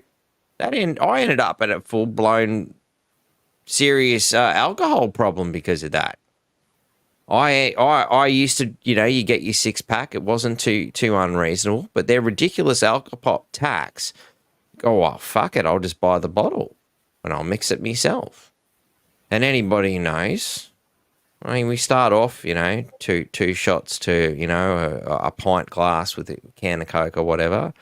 But when you're not realising what you're doing and, you know, perhaps not as well in control of the situation as you thought you were, suddenly it's a 50-50 mix before you know it and you're fucking blind. And you got a serious problem. I did a bit of work to get out of that fucking problem. I was in a fucking mess because their Alco Pop tax was apparently saving us from alcoholism or youth alcoholism, I believe was the main target. Then they made the admission that they were fucking wrong because what the kids really are drinking is $10 chucks, aka goon sacks, aka cask wine. You know, you get your cheap little cask and whatnot, you drink it, make yourself sick, blow it up at the end, and you got a pillow. You know, they were completely wrong. They admitted they were wrong. Oh, we're going to pull the tax. And then another week later, small article in the back page, oh, we're not going to pull that tax. We're making too much money out of it because we're Labor, we're the party tax. And to this day, we're still paying an excessive tax on ready-to-drinks, R2Ds or whatever they call them, you know, for their acronym, ready-to-drink pre-mixed cans, thanks to the Labor Party. And that's the kind of thing, your average tradie goes home, goes through the bottle-o, picks up a couple of tinnies, goes home and sinks them tinnies, you know. He's paying a shitload of tax now on that. I mean, what's a carton of piss worth now? Fucking over $50. Well over. That's nuts. That is absolutely nuts. And it's because of tax. Taxes that the Labor government put on. Well, how's this? So I went into a pub the other day and I got a Scotch and Coke and they said that'll be $12. I said, is it spiked? They said, no, it's not. I said, for $12, I want you to spike it. That's ridiculous. I agree. You know, it's, for the working class man to go to the pub and have a couple of drinks, you know, apart from all the issues with drink driving and stuff like that, it's just too expensive. You can't afford it. Well, that's it. At $12 a fucking drink, and then you got to get a taxi home. Well, you should get a taxi home or have a designated driver or something to that effect. But again, the RBTs are out in force. I mean, as a transport worker, holy shit, they've privatised fining truck drivers now. I've been pulled over twice in 2 weeks, and yeah, they found something wrong each time. Thankfully, they gave the bill to the company and not me. But I'm seriously asking myself the question, is it worth continuing to do this job if they're going to privatise an entire industry to hound me for doing my fucking job? And finding pathetic little things like, oh, there's a slight crack in the headlight and some water might drip in, says the dumb bitch. I'm like, you fucking what? Really? It's a fucking crack. It doesn't affect the operation of the vehicle.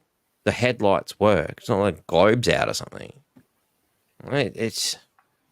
Do I want to continue doing this job? No, you know, as it is, you know, you think about as a truck driver, every day I go out there, will this be the day that was a complete waste of my fucking life? Just one speeding fine, I may as well not turned up. Just one RBT fucking, or what is it, not RBT, well, obviously I don't drink while I'm driving, that's not a problem. But, you know, again, maybe I got a little bit carried away the night before and end up with a fucking piss weak little reading tiny over. Oh, that's it. My whole fucking job's gone. You know, maybe, you know, oh shit, a strap popped off or something tiny, you know, again, a crack in the bloody headlight or something, and they send me a huge fine. Well, was it worth turning up today? What's my motivation here? You Makes know? it hard. And how long before they hyper regulate every fucking industry and every fucking job like this because of safety or some other bullshit? I mean, I've heard stories of people, you know, where you know, safety officers are watching down the driveway to see if a business does something a bit dicky. Oh shit, they jumped up on the fork tines to jump 2 meters because it was quicker to get that thing off the truck or something, you know, or whatever. You know, how long before they get that anal to keep their fucking business running because they've privatized the industry. It's not policing. It is a private company with a sole purpose of making money, as private companies are, to administer fines. And at what point do they start going, oh well, let's change the legislation to make it harder for people to fight them? Let's actually add some more unbearable, annoying shit that they can never fucking fix just to make sure we've got that income. Wow. I mean, to me, it's a huge can of worms, and I can't wait to see what kind of nightmare they're going to impose. But by God, they've been out in force lately. And again, this is the Labor Party doing this to workers. This is how they treat their voters? Any wonder everybody's turning against them. Well, mate, I'll have to call it a night pretty soon because I've got to go to that meeting. You're right. It has been a log one, but yeah, apparently it's going to be an interesting meeting as you mention it there. Look at that. Yep. Fate was there on your side. Carol's also concerned about you being at that meeting, and you know, I look forward to you coming back and giving us a bit of a lowdown on Scott Stewart trying to sell us solar panels on Magnetic Island. Yeah, mate. Yeah. Anything that's not required, he sells. You know. Yeah. So yeah, mate. If I could sign off for now, and I'll catch you on the next podcast. Yeah, for sure, mate. Thank you very much for coming on and dealing with this last minute addition to what the fuck is going on in our council. Thank you, mate. Man, as far as I'm concerned, Townsville really fucked up by not voting you into Division 3. It might have been the tipping point for the fucking shit fest we got now. Like, you know, it's one of those. I'd love to do. Maybe it was a blessing. A blessing for you, perhaps. Maybe not so much for Townsville. Man, you know, it could have been the tipping point. Like, if you were in that seat, you know, how much different would the world have looked? You know, as a huge science fiction fan, you know, like even Marvel Comics had the what if fucking, you know, so and so did this instead of that, you know. Right. What if Alan Sherritt was voted into Division 3 instead of Anne-Marie Greenie? Would we have a functional council? I would love to see that alternative reality to see what would have happened, you know. It'd be certainly a lot different to what it is now. I can imagine. But, you know, before we go, one question to just throw at you that I've not asked you, and I'm being an asshole and throwing it to you live. Would you consider running perhaps for state election at the moment, or even federal in the future, or are your heart set on council? My heart is set on council. I'd like to do that first, and if the opportunity arises in state, have a go, but. It's a council I'm focused on, and you know, I was born on the island, so that's where my heart is, and you know, this place can do a lot better than the broken roads and meters on the strand and burn out cars and stuff like that. And you know, a good local government should indicate to the state government, hey, listen, we need a lot of help here to rectify this. You need to pick your act up, and that obviously hasn't happened, and that's the result of what we got today. So, it's a hard job at local government, but you know, if you're proactive, you can get on top of things. But if you're fighting amongst yourselves like this council is, it's a broken council, and it's not going to achieve very much. If they dissolve that council, we'll be throwing your hat in again. Yeah, absolutely. Yeah, no question. Nice. Awesome, man. I think that's a great way to leave it and end it. Thank you very much for coming on, mate. No worries, mate. Thank you. Not a problem. Happy to have you anytime, man. Righto, mate. Thank you. All right, let's wind this up, people. Well, thank you for another exciting episode of the North Queensland Freedom Network and Council's what the fuck. Let's just call it a what the fuck, you know. Yeah. Feel free to send me any emails if you've got anything to contribute. If you've got stories and whatnot that you want to bring in, please shoot me an email. This is a community project that I've created. You know, like, yeah, there is a little bit of money here and there from it, you know, a handful of amazing supporters, NQ Freedom Network at Proton Mail. I do this because I feel I need to do this. You know, it's, I don't know. So some people might say like a fucking god or a higher calling or some shit. I just feel the need to do it. You know, it could be an obsessive compulsive disorder for all I know. But anyway, I do it because I want to do it, you know. I get a kick out of it. I love having great conversations with great people. If you enjoy what I do and you'd like to help support me, being a Patreon is definitely a great way to do it. As soon as I get some time to scratch my ass, I do have some cool shit that I'm going to be putting up for Patreon people only. There is already stuff up there as Patreon people only. So yeah, if you jump in, it's only $10 a month to be a full subscriber. There is a $5 option, which gives you, you know, access, you know, to limited content. But, you know, it's $10 a month. And, you know, you think about how much the Townsville Bulletin's trying to rob you blind to give you the kind of reporting we just told you about. By God. You know, personally, I wouldn't give them a brass razoo. We do have a funding thing for the Indigenous documentary. And on that note, Blackboard, not Troy Thompson, regardless of what these conspiracy theorists think, will be coming on Sunday to share some stories. I personally have no idea what he's coming to tell us. He's just contacted me out of the blue and going, mate, time for another podcast. Sunday's a day. I'm like, shit, we're there. I haven't got an exact time yet. It'll probably be sort of, you know, the after lunch sort of period. So just keep an eye out for, you know, on Sunday for when I set that in motion.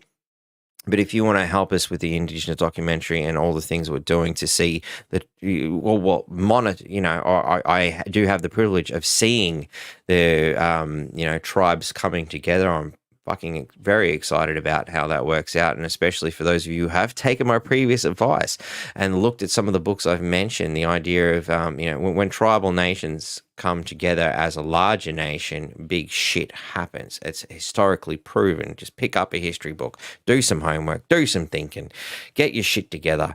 You're going to love it. It's awesome. Go back and have a look at some of the other podcasts you might find interesting. There's shitloads of them. Share it with your friends. Let other people know that this is a place where you can come and talk about anything. You know, yes, it may take 3 hours, but, you know, at the end of the day, how much are you going to learn from 3 lines from the Townsville Bulletin? Fuck all.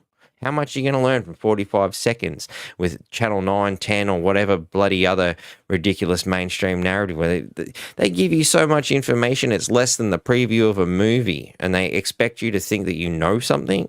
Struth. Anybody who's watched a preview knows you haven't watched the movie. So why would you look at the mainstream media and think you've been informed? You need to spend time. It's that simple. If you want to know shit, you've got to spend the time. So I want to thank all you amazing people. Wow, well over 500 people.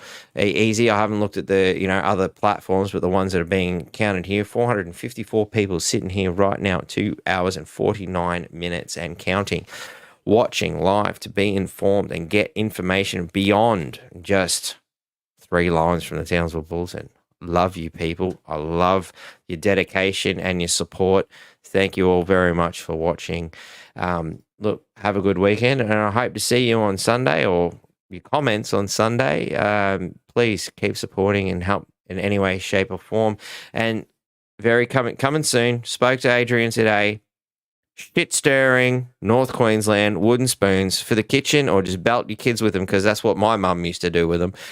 No, please don't belt your kids with them. No, it was a bad joke. I didn't mean it. Seriously, don't belt your kids with the spoon. It's a horrible fucking thing to do. My mother broke one on my ass, and there's nothing wrong with me at all.